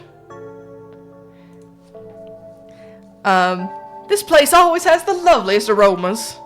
It's nice to finally meet you, Roz. I was so sorry to hear about your mother. Vivian was such a lovely soul, and she's been sorely missed in the holler. And now poor Perlaine is gone as well. Do let me know if there's anything you need while you're in town. Who was that outside? Just a very sick man. You don't need to be worried about him. I would kind of like to be worried about him anyway, honestly. You knew my mom? Of course, dear. She was a good friend of mine for many years. She was such a lovely woman. You should come by sometime. I can delight you with unsavory tales of her youth. Alright, have a good night, Plasma. Good luck with the early work.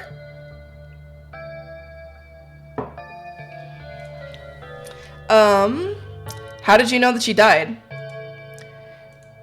Oh, Perlaine was a chatty woman. Not much went on that I wouldn't get an earful of, bless her heart. I never met Perlaine. You don't have to pass on your condolences to me. I have no feelings about the woman. Ha! That's fair, child, but it seemed like the right thing to do. We need your help. Ah, yes, I suppose pleasantries can wait for another time. What's got you here so late? You seem troubled. You know about weird stuff, right? Unexplainable stuff? Go on. Duke was killed tonight by something in the woods. Oh my lord, have you contacted the police? Yeah, and they didn't give a fuck. Yes, and they didn't take it very seriously. That's what I said. They're not even looking for the body until tomorrow. Those things out there, I don't even know how to describe them. Here, I can show you. Stella pulls a memory card out from her sleeve and pops it into her phone. Hey! Good job, Stella. I was wondering, I was like, the police are gonna erase that footage. But nope. Stella's smarty pants. I wasn't about to just let the police hold on to this, at least not before we had a chance to make a copy.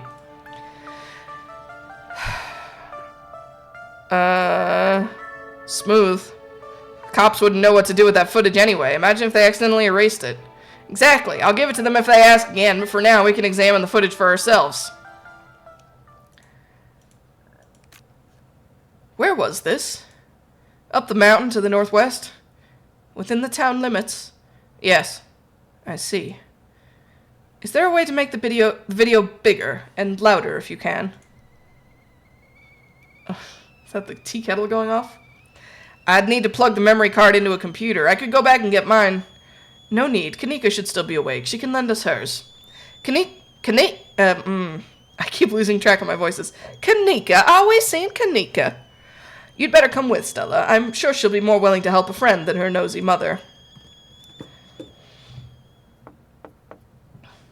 Oh, Kanika's got lots of coffins and shit on her door. Love it. Kanika, come on out. We could use a little help. What, Mom? Oh, hey, Stella. And Gretchen, who's a good potato? Kanika, is it me? Am I the good potato? I most certainly hope I am. I love Gretchen. Okay. And a stranger. What are you doing in my house? Hi, I'm Roz. Tabitha's cousin. Oh, great. Sweetie, we were wondering if we could borrow your laptop. Stella and her friend have a video to show us. It's really important, Kanika. Okay. My room's a mess. I'll just bring it out here.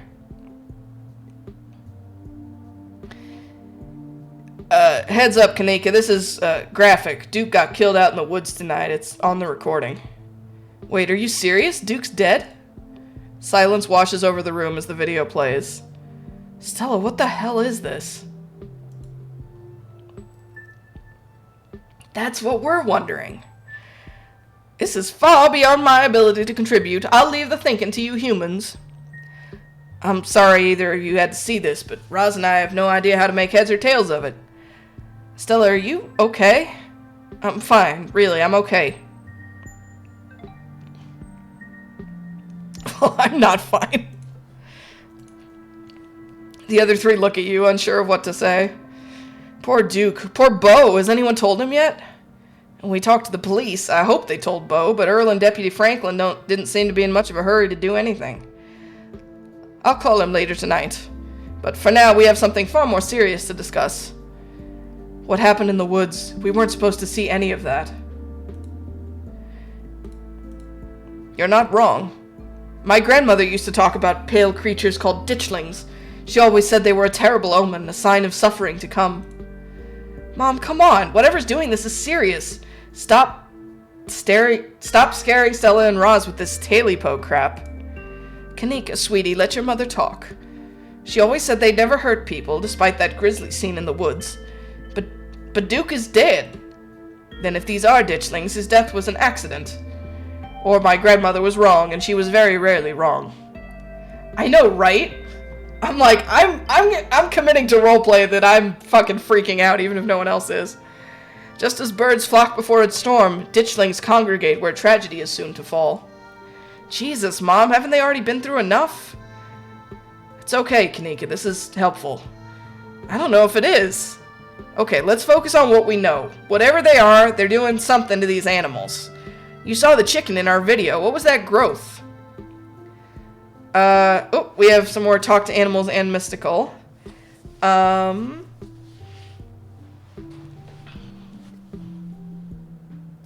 felt like the infected animals I saw tonight were going through some sort of religious experience. What? How would you even know if an animal was having a religious experience? How? You know what? No, we're not unpacking that. Clearly, you're just traumatized after everything you saw tonight. Why does no one believe me about anything? Focusing on biology, maybe we're seeing some sort of parasitic larval stage? Like they're really big doughy wasps or something. Right? I'm just committing. I'm weird and upset is my brand right now. which I guess could cause hallucinations? Oh dear, I'd forgotten entirely about the tea I put on. Let me fix you up a couple of cups. It'll help soothe your nerves. I don't know, it's getting late and I should let Roz get some rest. I ran her ragged today with all the hiking and running through the woods in terror. I can stay up. This is important. Okay, maybe it's that I'm eager to get home and start doing some research. I'll ask around on my usual forums to see if anyone has information on ditchlings. Is that what you called them? That's right. You go on home now and do try to get some rest. Don't stay up all night on the online. Let me get you some of my house-made peppermint tea to go. It really does wonders to soothe the soul. Bye, Stella. I'll see you tomorrow, okay? And call me if you need to talk. Thanks, Stella. I'll see you. Bye, Roz. It's excellent, iced or warm, though with the nights getting chillier, warm will probably be best. Helps wake up the bones. Be careful out there, both of you. Sybil turns and closes the door behind her. Gretchen's face is such a mood. What an unfortunately short visit. Alrighty, let's call it a night. Mind walking me home? Of course, I have to walk home by myself. And here we are. You're welcome to stay the night if you want. I should probably head back before Tabitha has a conniption. Are you sure you're okay heading back up that mountain alone? Not in the slightest, but fuck it. Sybil said those things were harmless. I think I'll be okay. It's not far. Well, I won't stop you if you really want to go back. Here's my number. Call me when you get there, okay? And good luck. She scribbles her number on a piece of paper before handing it to you. See you tomorrow? Guys, a girl gave us her number. Let's fucking go. Yeah, we're in this together. Just realized yesterday was... Oh, yeah, it was, wasn't it? I forgot about that also. Yeah, we are. Stay safe, buddy. Good luck, Roz. I love you, Gretchen. If I die, know that I die with you in my thoughts. You begin the long hike back up to the Scarlet estate alone. A girl with a dog gave us her number. I know, right? Even better. Almost home. Your salvation in sight, you make a mad dash to the door. Try the door. Hey! I had an achievement. Good cousin. End episode 1 at the estate. Oh, thank God you're back. Where the hell have you been?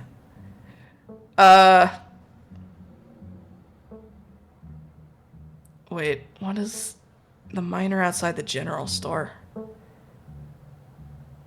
Oh, is it the guy who told us welcome home? There was this miner outside the general store tonight who called me out by name and everything. Wayne. Scared the shit out of me. Do you know what's going on there? It's a mining town. Of course there are miners walking around at night. And of course people know who you are. We don't get a lot of visitors in these parts. I saw horrible things tonight. I went into the woods with this girl I met to find some cryptids, and a lot of really terrible things happened. So you met Stella then. Ugh, that explains everything. And she's gotten you all worked up. I'm going to bed. I'll see you tomorrow.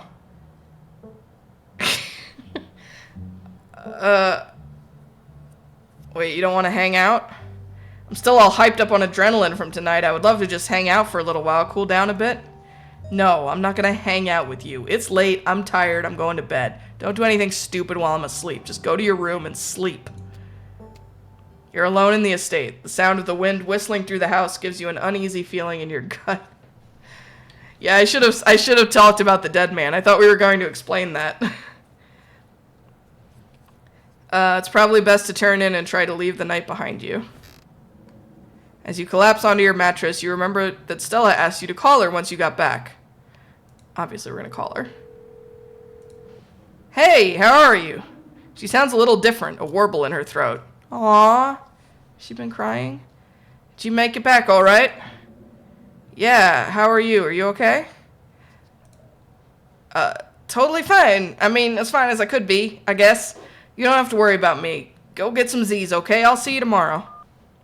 From the relative safety of this uncomfortable bed, the events of the past evening seem like something that happened to someone else, though you can still clearly picture the terror you felt in those moments. For now, you're safe and warm. Eventually, the sun will rise and chase away the monsters and make them seem like nothing but bad dreams. Maybe tomorrow, if you're lucky, you'll wake up in the normal world and have a boring week in the mountains with your sour-faced cousin. It's a nice thought, but deep down you can't help but worry that things will only get worse. Alright, I think that was chapter 1. This game is in early access, so they've only released, I think, 4 episodes so far.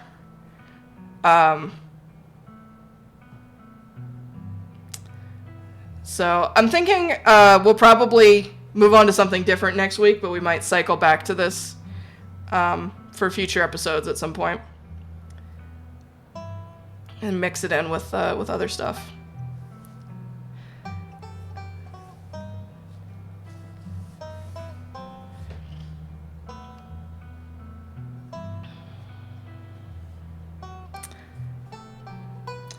Yeah, me too. It's the same sort of art style that they had on Slay the Princess, which I also really...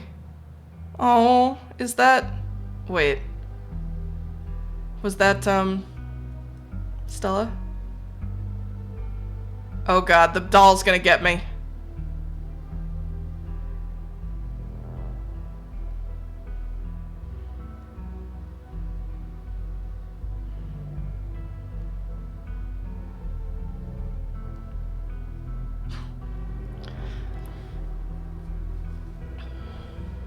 Uh-oh.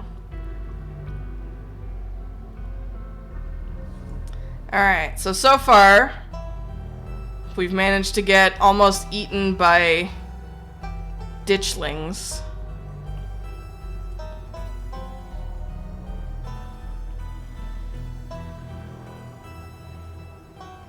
Wait, is that Tabitha's room on the right? Why does she have so many locks? Or is that... Oh no, that's one of the forbidden rooms, right? Oh boy.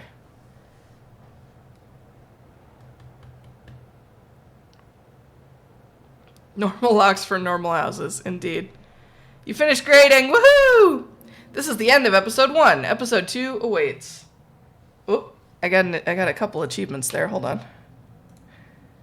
Ditchling, finish episode 1.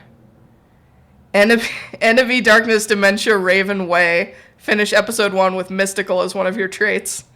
And Pasta Puppeteer. Finish episode 1 with Talk to Animals as one of your traits. Alright. Well, let's see how far we can get into... If you'd like to continue with this world state in episode 2, please save your game now. Okay. Continue. Would you like to see a recap? No, we literally just did it, but thank you. You open your eyes. The sun has risen, the birds are singing, you are still alive, and for now you are safe. Your gaze wanders across the room to the window in the woods beyond. You wonder if the monsters are lurking there, right now, just beyond the trees, ready to pounce as soon as you leave the crumbling estate.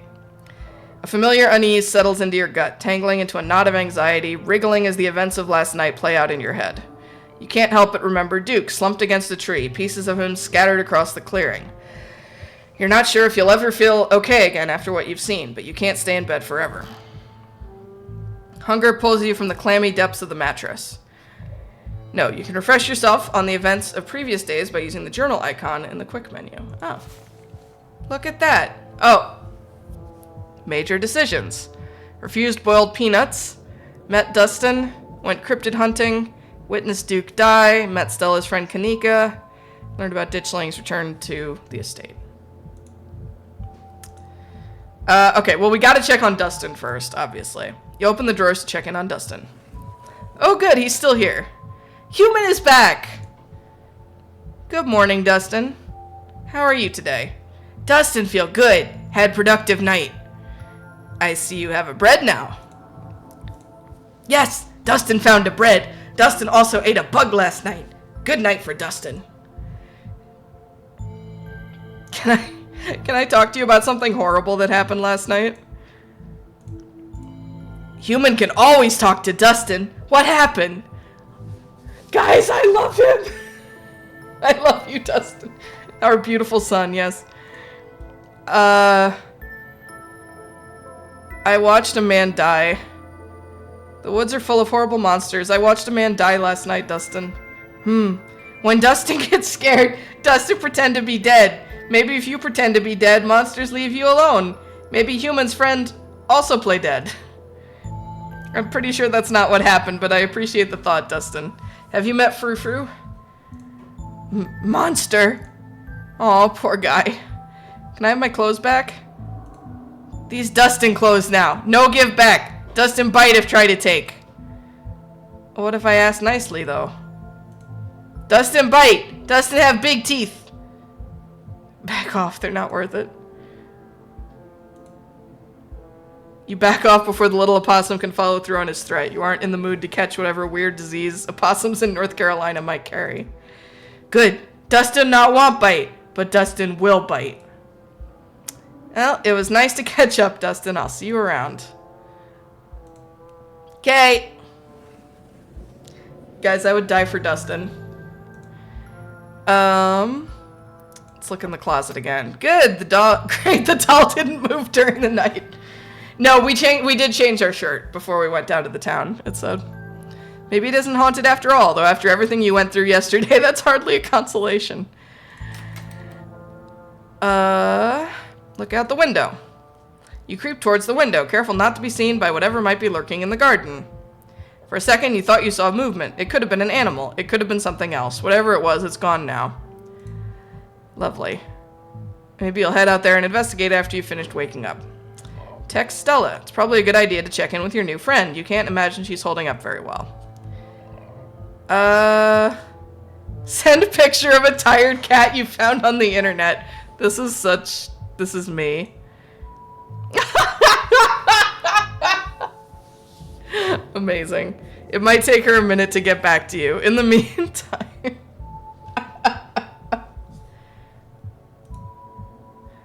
Get dressed and head down to the kitchen. Time for more PB&J. Back in the kitchen, Frou Frou eyes you from her favorite spot on the counter. Her pupils dilate and her tail twitches. I see you are still here? How unfortunate. Excuse me, ma'am, may I pet you? I believe we have been over this. That filthy pair of hands will not befoul my fur. Do you know anything about ditchlings?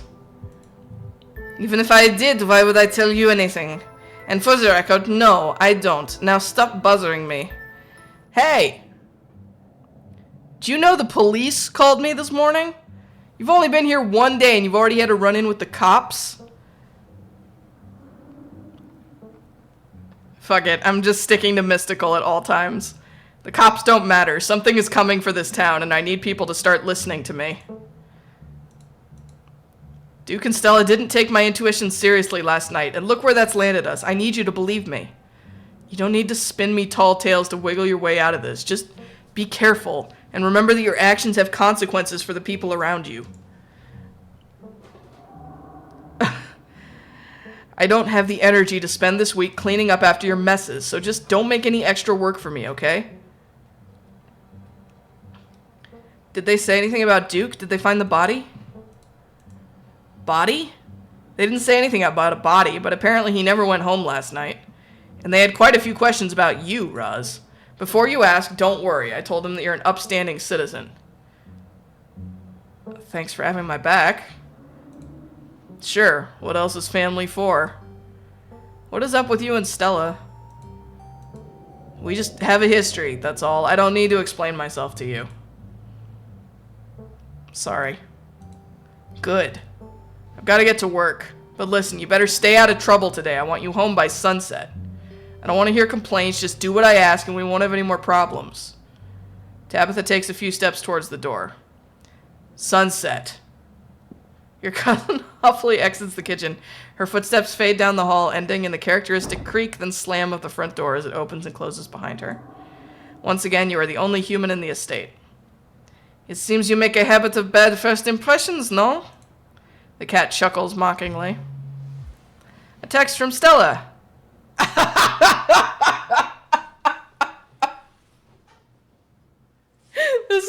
most realistic thing in the game so far.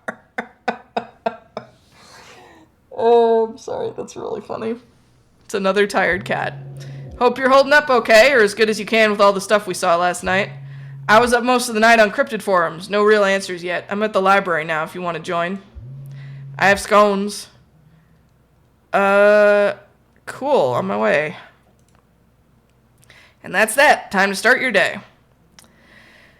We gotta make another PB&J, obviously. Sure, Stella might have scones at the library, but scones are later. PB&J is now. You quickly scrape together the ingredients and gobble up a delicious breakfast. And that's that. As your eyes wander to the garden door, you shudder, remembering the brief glimpse of something you saw from your upstairs window. It was probably just a raccoon, but the uncertainty of what you saw gnaws at you and compels you to investigate, if only to prove that it was nothing. At the very least, you don't see anything now. Do we investigate further, or do we go meet Stella at the library?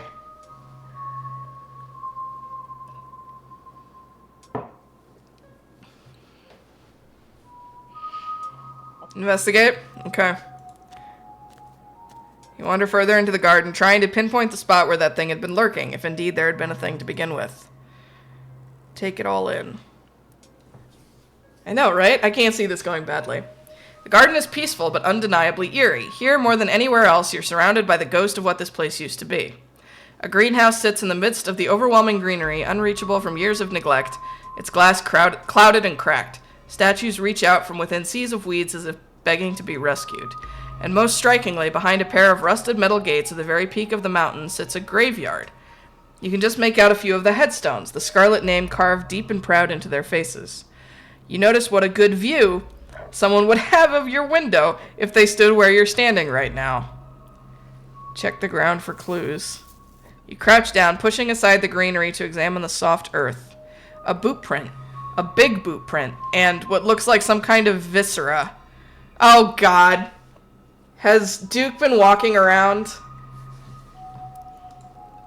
Your thoughts turn to the specter from the night before. You snap a quick photo just in case it comes in handy later. Fuck it. Text it to Stella. Send the photo to Stella. Look what I found in the garden across from my window. No way that's Tabitha-sized.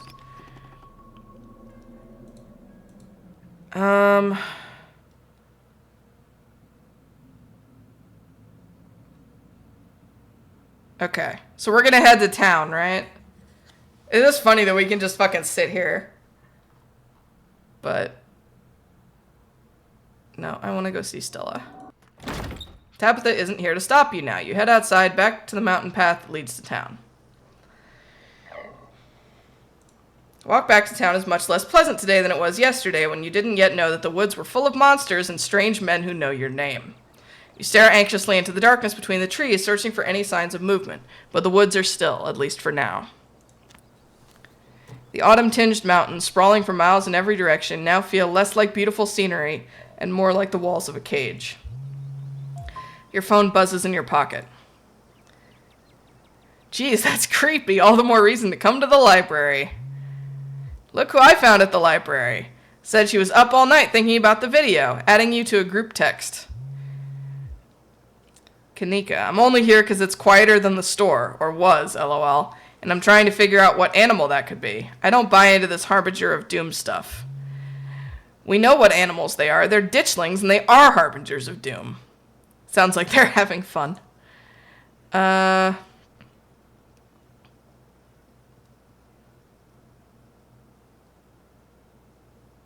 my way. Almost back to town. You make it to town in one piece. No creatures jumped out at you, no scary men blocked your path. The sight of other people is comforting, helping you forget the things you've witnessed, as if they happened to someone else. Oh, hey, Roz. We were just talking about you. I stopped by Sybil's to pick up her new tea blend, and, well, you're the biggest thing to come to town since... I can talk.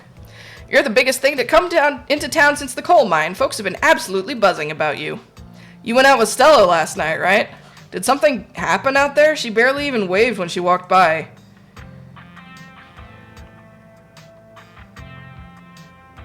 Fuck it. We're gonna tell Avery everything, because I like Avery, and they seem Like they'd be cool about it, maybe.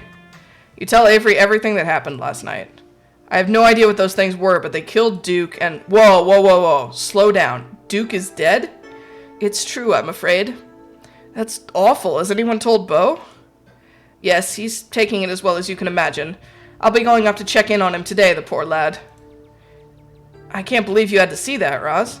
Tell you what, I'm on break for the next half hour. How about you swing by the diner? Winnie can fix you some of Sybil's new blend and try to calm your nerves. It's chaga and lemon balm. Always helped me on the bad days. And if you need to talk about what happened, I'm all ears. Anyways, it's up to you. See you around, Roz. See you, Sybil. Take care now, Avery. Got an achievement. Confidant. Tell Avery the truth about last night. I'd better get back to it myself. I'm glad I was able to catch you this morning, if only to see how you were holding up. Please don't hesitate to stop by if I can be of any help. Oh, mystical. Here we go. We both know that there's something horribly wrong about this place. How are you so calm? Don't mistake my calm demeanor for complacency. We all have our parts to play. I trust that you, Stella, and Kanika have what it takes to get to the bottom of things. I'm so sorry to cut our conversations short, but I've got things that need tending to. Stay safe, Roz, and God bless. Well, that was unhelpful. Probably have a bit of time before you're needed at the library. Yeah, let's go to the diner. Avery seems nice. You head towards the diner. The diner is a little quiet today, but the air is still heavy with the tantalizing smell of breakfast. Warn the patrons of the danger. So we just keep committing to the weirdness here. Everyone, listen to me, please. There are monsters in the hills. If you value your lives, you'll leave this place as soon as you can. Someone had fun in the woods with Stella last night, huh? Nobody seems to be taking you very seriously. Talk to Avery. Got an achievement. Coffee date. Get coffee with Avery. You slide into the booth across from Avery. Hey there, stranger. Before you can exchange words, Winnie sidles up, a fresh mug of tea in hand. Heard you might need this. The answer to 29 down is oink, by the way. What? But the clue is pen sound. How is that a sound a pen makes? Wait, pen like pig pen? Are you kidding me? How was I supposed to guess that? I don't know why you even bother with those things. They're just gonna frustrate you. It's just something to do to fill the time, but maybe I should switch to Sudoku. Winnie leaves Avery contemplating daily newspaper puzzles, returning to her seat behind the counter. So, thanks for telling me about last night. If you want to really get into the grisly details, you can tell me. I won't judge. Try your tea. You take a gentle sip of your tea. Sybil was right. You can already feel it begin to ease some of the strain and tension from last night's events. Whoa. Color me impressed. Not a lot of folks take to chaga so quickly. What if you don't believe me about last night? I could tell you about last night, but what if you don't believe me? I'm not here to judge, I'm here to listen. Avery seems cool. Tell Avery about last night.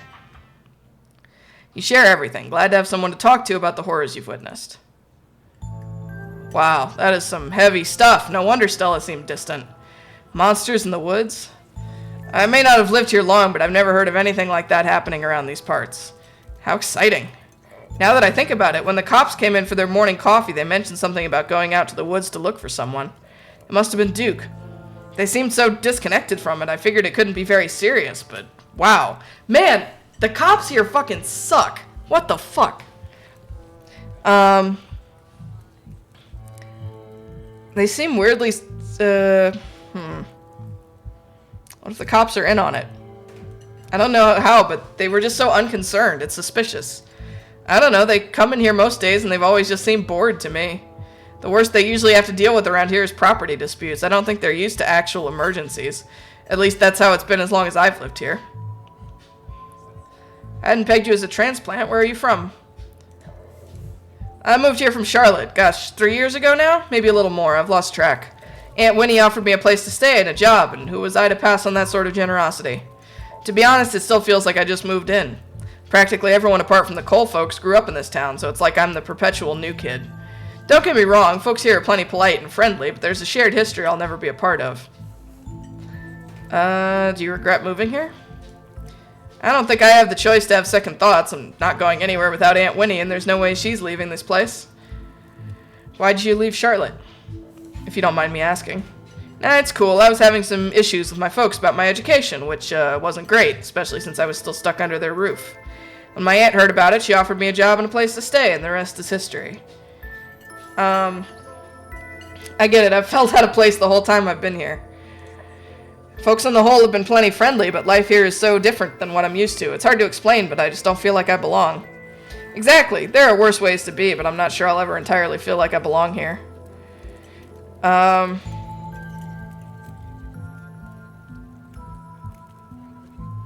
Did you say all of this was exciting? A man's dead, Avery.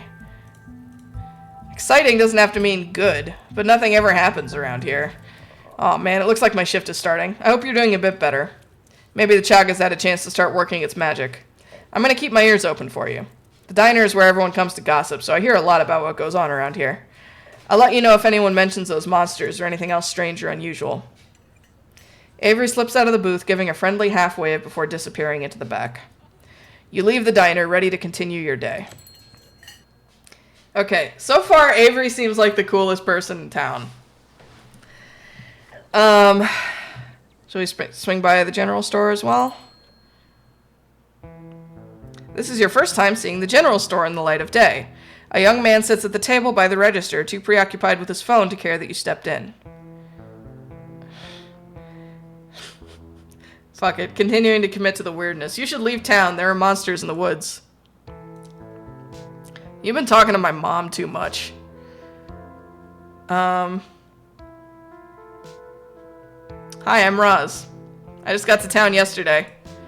Yeah, I know. Mom told me. What's your name? Miles. Do you know how to get to the mines? Maps are free. You take a map of the town. The mines are a couple of miles away, but you now have the power to visit your cousin of your own free will. Oh, I see. If we wanted to go see Tabitha at the mines. Got it. If I wanted to buy chips or something, do I talk to you or... Miles sighs. I guess, yeah. Kanika decided to skip work today, so of course whatever plans I had didn't matter. Just take the chips, I don't care. I'm paying for my chips. I insist. I'm not ringing you up. Take them or leave them.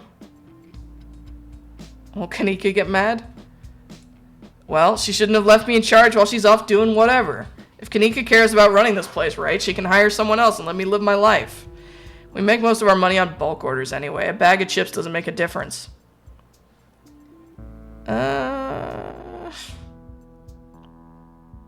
Do we take the chips or no?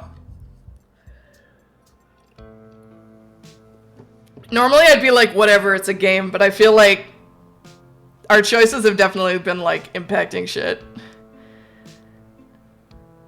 No, I mean, yes, a little bit, but like, I also don't know what this is gonna like impact in the future. We should shoplift? Okay. I'm not about to turn down free stuff. Grab a bag of salt and vinegar chips from a nearby shelf. It will sustain you in the coming days. Cool. What you doing on your phone? Games? You probably haven't heard of them. Okay, see you, Miles. Miles doesn't respond as you turn and leave the general store. Yep, I got an achievement. Sticky fingers. Steal from the general store. Alright, let's go to the library. You enter the former town hall. What once must have been a stately foyer has since been converted into rows of shelves. Meeting rooms and offices long ago gave way to assorted reference collections and reading areas. Oh, hey, you made it! Settle in at Stella's table. You made it! Glad you could join us. Indeed, I am elated that you're back. No, I keep slipping into British for her. She's not British. She's a Southern Belle puppy. Did you send my regards to that foul feline? Oh, I meant to, but, I got yelled at by Tabitha before I could. Sorry, Gretchen, I didn't get the chance to tell Frou-Frou about last night. A slight misfortune, but entirely washed away by the joy of your renewed company. Did you just try to talk to Gretchen about Tabitha's cat? It's not the first time. She talked to Gretchen yesterday and said some wildly insightful stuff. If I didn't know any better, I'd say she could actually talk to animals. One paranormal mystery at a time, please. Morning, Roz. You look tired. My goodness, whatever happened to common decency? You can't go around telling someone they look unwell. You look marvelous, Roz. Gretchen is the best, thank you.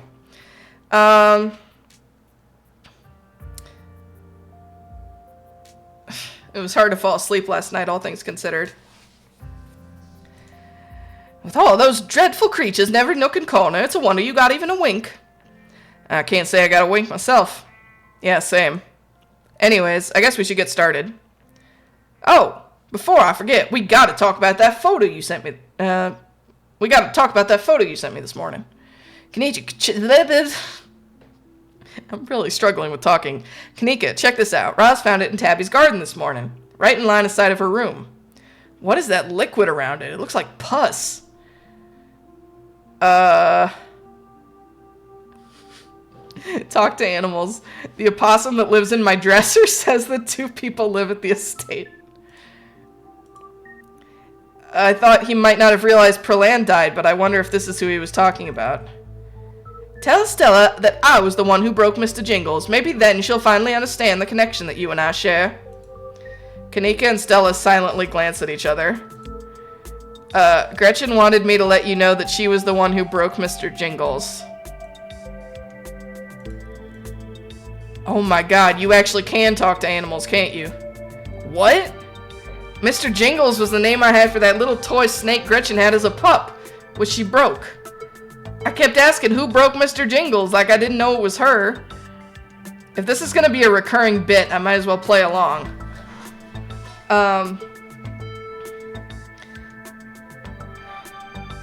These boots are too big to be Tabitha's. Definitely. Do you think it could be that creep we saw outside of the general store last night? He knew your name and those boot prints match up with the mining getup. Whoa, apparently I missed a lot last night, huh? You're not talking about Wayne, are you? That guy keeps coming up to my mom's tea room. I think there's something really wrong with him. Yeah, we are. I wonder if there's any connection between that guy and what happened in the woods last night. Like what?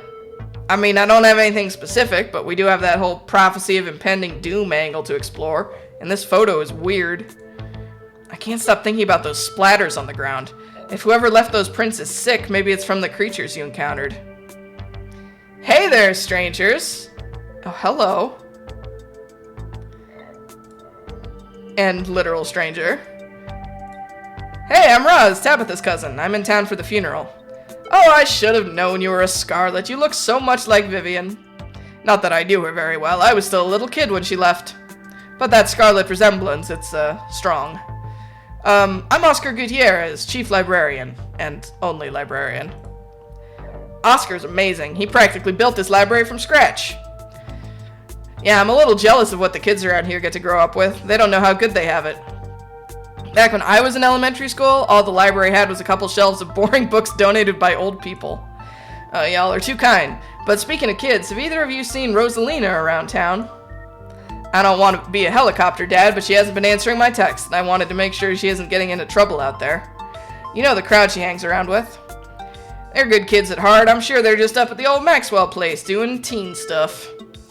I went up there plenty of times in my day, but I'll be sure to keep my eyes peeled. What's the old Maxwell place? Alex says hi. Hi, kitty.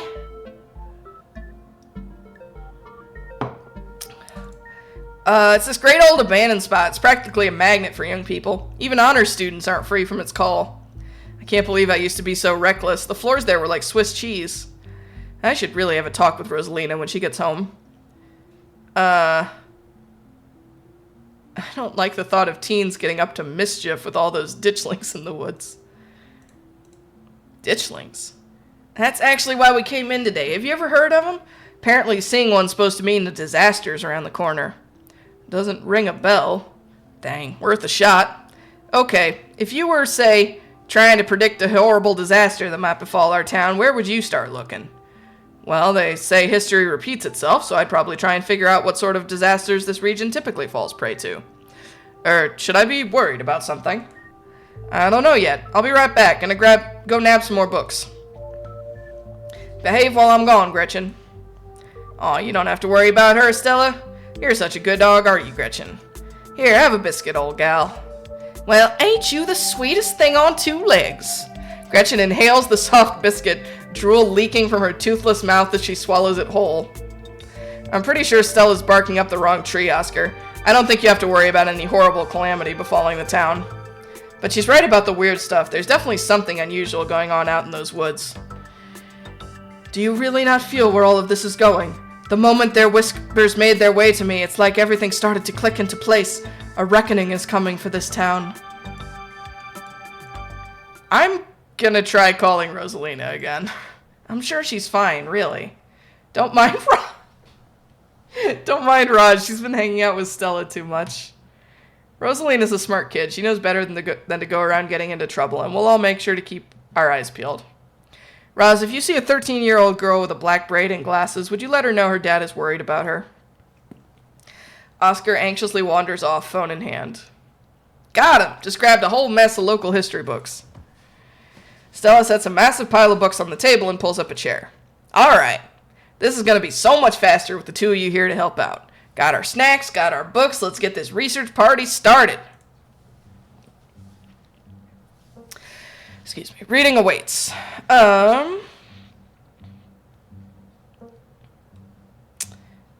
Flip through Appalachian folk monsters. A few entries catch your eye. Wampus cat. Large cat-like creature with a loud howling voice. I'm curious about this. Kanika mentioned this. Tailipo.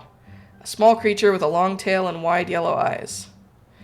There was a hunter who lived in a tiny cabin in the middle of the woods, all alone with his hunting dog. One night, after a particularly bad week of hunting, both their stomachs empty, the hunter spied something out of the corner of his eye. Some small creature had gotten into the cabin through a hole, and before he could even figure out what it was, he'd drawn his gun and fired at the thing, his hunger guiding his actions. But it was quick and ran back through its hidey hole and out of sight, leaving only its long black tail shot off by the hunter's rifle. Guess this'll have to do, he said to his dog, and threw the tail in a pot to cook a soup. He and his dog ate well that night, the tail filling them both up. The hunter crawled into bed, satisfied, and his dog curled up at his feet. He woke up to the sound of long nails scrabbling across wood. His dog was nowhere in sight, only a rumpled spot on the covers where he'd been, and in the gloom he saw two big yellow eyes staring right at him. I want my Tailipo, a high, hoarse voice croaked from the darkness. Go away, he screamed at the thing. But it stepped closer to him, still shrouded in darkness, the sound of long claws dragging across hardwood accompanying its movements. I want my Tailipo, the creature growled again. I'll get my dog after you, the hunter squeaked, his voice catching in his throat with fear, but there was no dog to be seen. I want my Tailipo! Before the hunter could so much as scream, the creature leapt from the darkness, long claws stretched out towards the hunter. No one is sure what the creature did to him that night, but the next morning all that remained of the hunter, his dog, and his cabin was a chimney standing alone in the woods.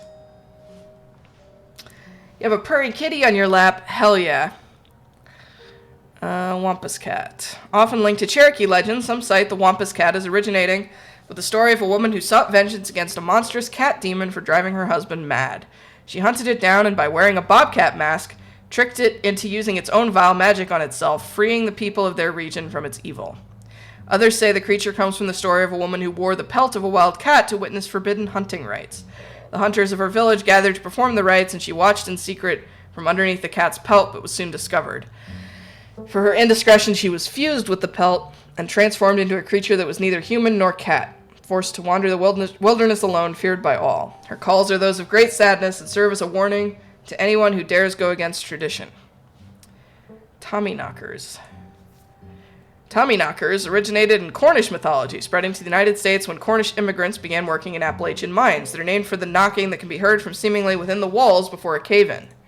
According to some, the knocking serves as a benevolent warning. Others believe that the creatures take stolen hammers to the supports of mines and collapse them on whoever is unfortunate enough to still be inside. Excuse me. They are traditionally thought to be impish, leprechaun-like beings, but some claim they are the spirits of dead miners, forever cursed to haunt their final resting place. Oh my god, we have to do all this research. Silas Scarlet, soldier, woodsman, leader. Silas Everett Scarlet was born to Colonel Everett J. Scarlet in 1818, one of 12 siblings. He grew up in eastern North Carolina during a tumultuous time in the state's history, and not much is known about his life before he joined the Army in 1836.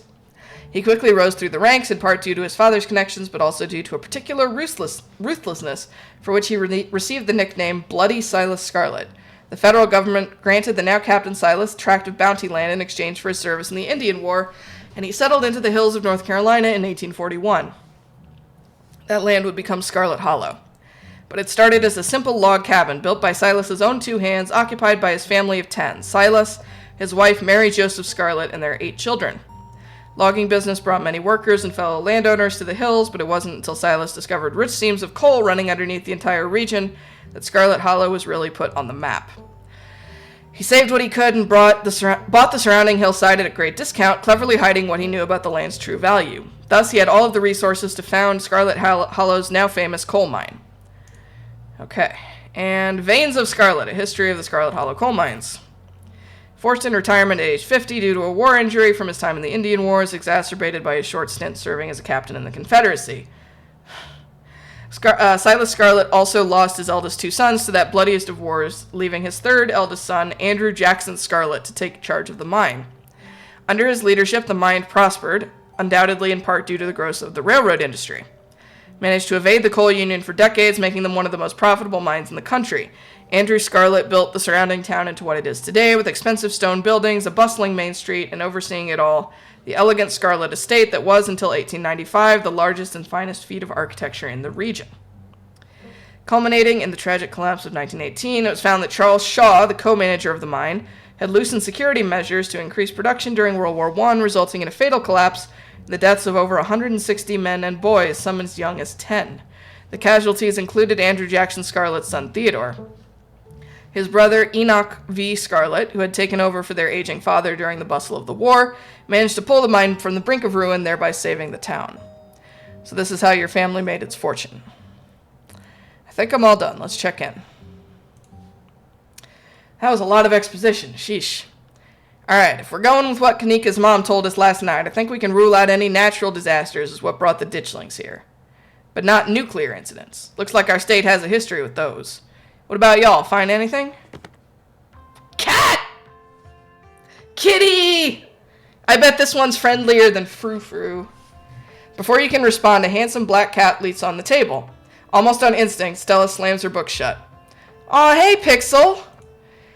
You might want to close your book. He loves to rip up any paper he can find. Pixel, my dear friend, it's been too long. How have you been? Hungry. Stella, bring the good stuff. Don't worry, little guy. I didn't forget your treats. Oh, yeah, snack time. Crunch, crunch. Pixel is a cute name. Actually, one of my coworkers, I'll have to tell her about this. She also has a cat named Pixel. She's our graphic designer, which I always thought was really cute. Sorry if Pixel's bothering y'all. Hopefully he hasn't gobbled up any of our books. He can't stand the thought that people might pay attention to anything that isn't him. Hey, Pixel, what do you think about the monsters we saw in the woods? I'm an indoor cat. I don't know nothing about no woods. I just hang out in the library, especially now that our house got haunted. Pixel says your house is haunted? What's up with that? Haunted? Wait, Pixel said? So it is true then? Yes, at least I think it is. There isn't any other explanation. Roz is either psychic or she can talk to animals. It's a long story. Just roll with it. We've been living in the library for a little bit. It's been great. Way more snacks, way more scritches. Except sometimes there's too much scritches. That is the cat mood for sure. Hold up, what kind of haunting are we talking about here? Unexplained noises, objects appearing in strange and unfamiliar places? Aw, Oscar, don't get her hopes up like that. Nothing like that, sorry. Excuse me? The floor in Rosalina's bedroom just keeps seeping blood, and I've seen a strange figure in the hallway a couple of times. Wait, you've seen a full-body apparition? Can I see it? Stella, how many times have you gone on ghost hunts and been tricked by shadows? You know what it's gonna be. But what if it's an actual ghost? I believe him. Then again, I'm a weirdo. I believe him. I can practically feel the haunting as we speak. Well, we do live in the annex behind the building. Y'all are more than welcome to check it out. Maybe tomorrow night? Yes, we'll be there. Yeah, that sounds like the fun way to spend an evening. Can't wait to get spooked by some creaky floorboards. Why do you let a paper shredder freely wander a library? Why don't you mind your own business? Have you seen this little guy's face? How could I say no to that? Decide to leave Pixel be. Cat curls up on the table, fast asleep. Loaf! Kitty Loaf! Gretchen's face. Fuck. I have a friend who has a really old pug. I'm gonna have to send her shots from this game. Alright, I better get back to shelving. Let me know if y'all need anything. Alright. There is a lot of options here. Talk about Appalachian folk monsters. I think, honestly, this is leading us towards the mine, but we'll talk about the folk monsters first. So, Appalachian folk monsters. My mom used to tell me that Tailypo story. I'd totally forgotten about it. It scared me so bad I didn't eat soup for years. I thought a monster might try and dig it out of my stomach if I did. I love that one. There's this old chimney in the woods that I used to think was the chimney from Tailypo, the one that was left after the thing did whatever it did. Now I know that's just because chimneys don't burn down and wooden houses do. That doesn't mean it's not the chimney from Tailypo. I've camped out there a couple times and seen some pretty spooky stuff. Yeah, I watched that video. You saw raccoons. You're gonna get rabies one of these days chasing after wildlife like that.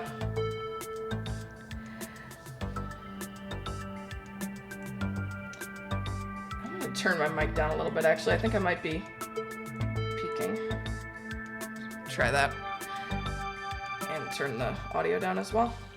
What can I say? I like to live on the edge. Do you think Wayne is a Tommyknocker? Maybe he's the ghost of a dead miner. There's something seriously wrong with the guy, and we should definitely look into it, but I don't think he's a ghost. Yeah, ghosts tend to be tied to a specific place, though maybe he's haunting the whole town? He's not a ghost, because ghosts aren't real. I've also seen him, like, touch stuff. Wampus cats kind of sound like they could be mountain lions. Voiced like a woman crying out, somewhere between person size and cat size. Definitely, they are 100% mountain lions. Kanika, you know there are no mountain lions up here. I thought you were supposed to be a skeptic. Why is Stella so, like, dead set convinced there are no mountain lions around here? Oh, Stella, one of these days you'll trust us. But the myths are old, right? Mountain lions didn't go extinct in the Appalachians that long ago. The legends just haven't died off yet. Almost every cryptid can be tracked down to either a hoax or someone getting confused about a perfectly normal animal, sometimes both. Bigfoot, for instance, started as a prank. Then folks saw bears walking around on their hind legs and got freaked out, and now here we are. You'll eat those words when I get the first clear footage of a Bigfoot. If you manage that, I will print out a piece of paper that says Bigfoot isn't real and literally eat it, I promise. I'm holding you to it. Alright, let's move on. Stella, what was that you were saying about nuclear incidents? You were talking about that Goldsboro thing, right? Yeah. Apparently in the 60s, a B-52 carrying a live warhead broke up in midair and dropped a couple of bombs. Fascinating bit of history there. The first of the two bombs landed upright after its parachute got caught in a tree. Thankfully, it didn't go off. At the time, the government claimed that the bomb was unarmed, but it later came out that the only thing preventing a detonation was a single electrical switch which failed to trigger on the descent. And 60 years later, the second bomb still hasn't been recovered. Right, its conventional explosive disintegrated in midair, but most of the nuclear material was made unrecoverable by flooding. If I remember correctly, they just buried it and sealed it up. I'm sorry, did you say... I'm sorry, did you say they buried it? Y'all need something dug up, because if so, I'm your gal.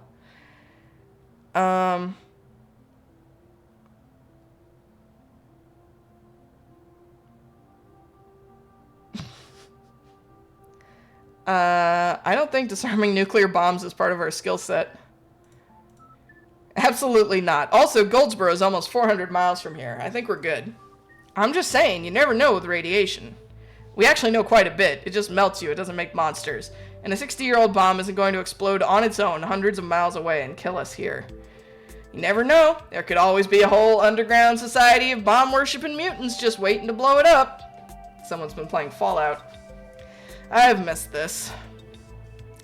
Let's talk about Silas Scarlet. So Silas Scarlet.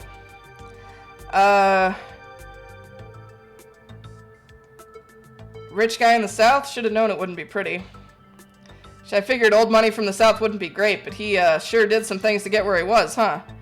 That book is a perfect example of why you should use multiple sources for your research instead of trusting the first thing you read on a subject. Yep, dude was a monster. The mines made a lot of money during the Civil War, too, and you could probably guess which side a North Carolinian business owner would be working for. Sorry you're related to him.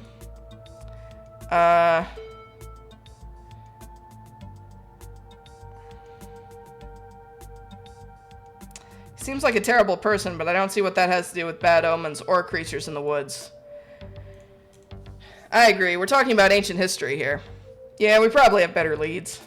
Never hurts to have historical context. This one I feel like might be helpful, because I feel like probably if there's a tragedy coming, it's going to be something to do with the mines.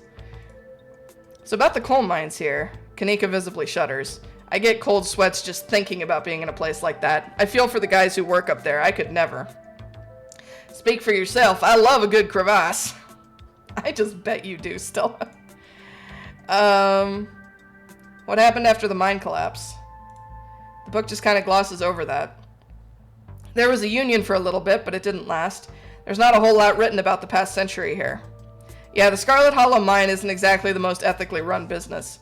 I'm sure Tabby runs the mine better than Charles Shaw did. Still hasn't let the union in, though. There's a reason she and I don't talk. A union-busting mine collapsed from poor working conditions. Color me shocked. Yeah, it's pretty awful. That's what the sculpture out front is for, commemorating all the men and children who died that day. Every kid in Scarlet Hollow learns about the collapse of 1918. Our teachers love to emphasize how many children they had working down there, probably to try and show us how good we have it or whatever. Low bar, if you ask me. You know, that could be what the ditchlings are warning us about. Another collapse. Yeah, that was my theory. Writing it down on the list of potential disasters. Yeesh, still, that's morbid. And besides, it was all Charles Shaw's fault. Charles Shaw's fault. The labor market's way more strict now. There's no way you could get away with the kind of safety cutbacks he pulled. Y'all don't actually think the mine is about to collapse, right? No, I don't think so. Phew, had me worried there for a second. I hate to give Tabitha any credit, but the mine is safer now than it was back then. Still, what a horrible thought. You never know. You guys really seem to have a bone to pick with Charles Shaw.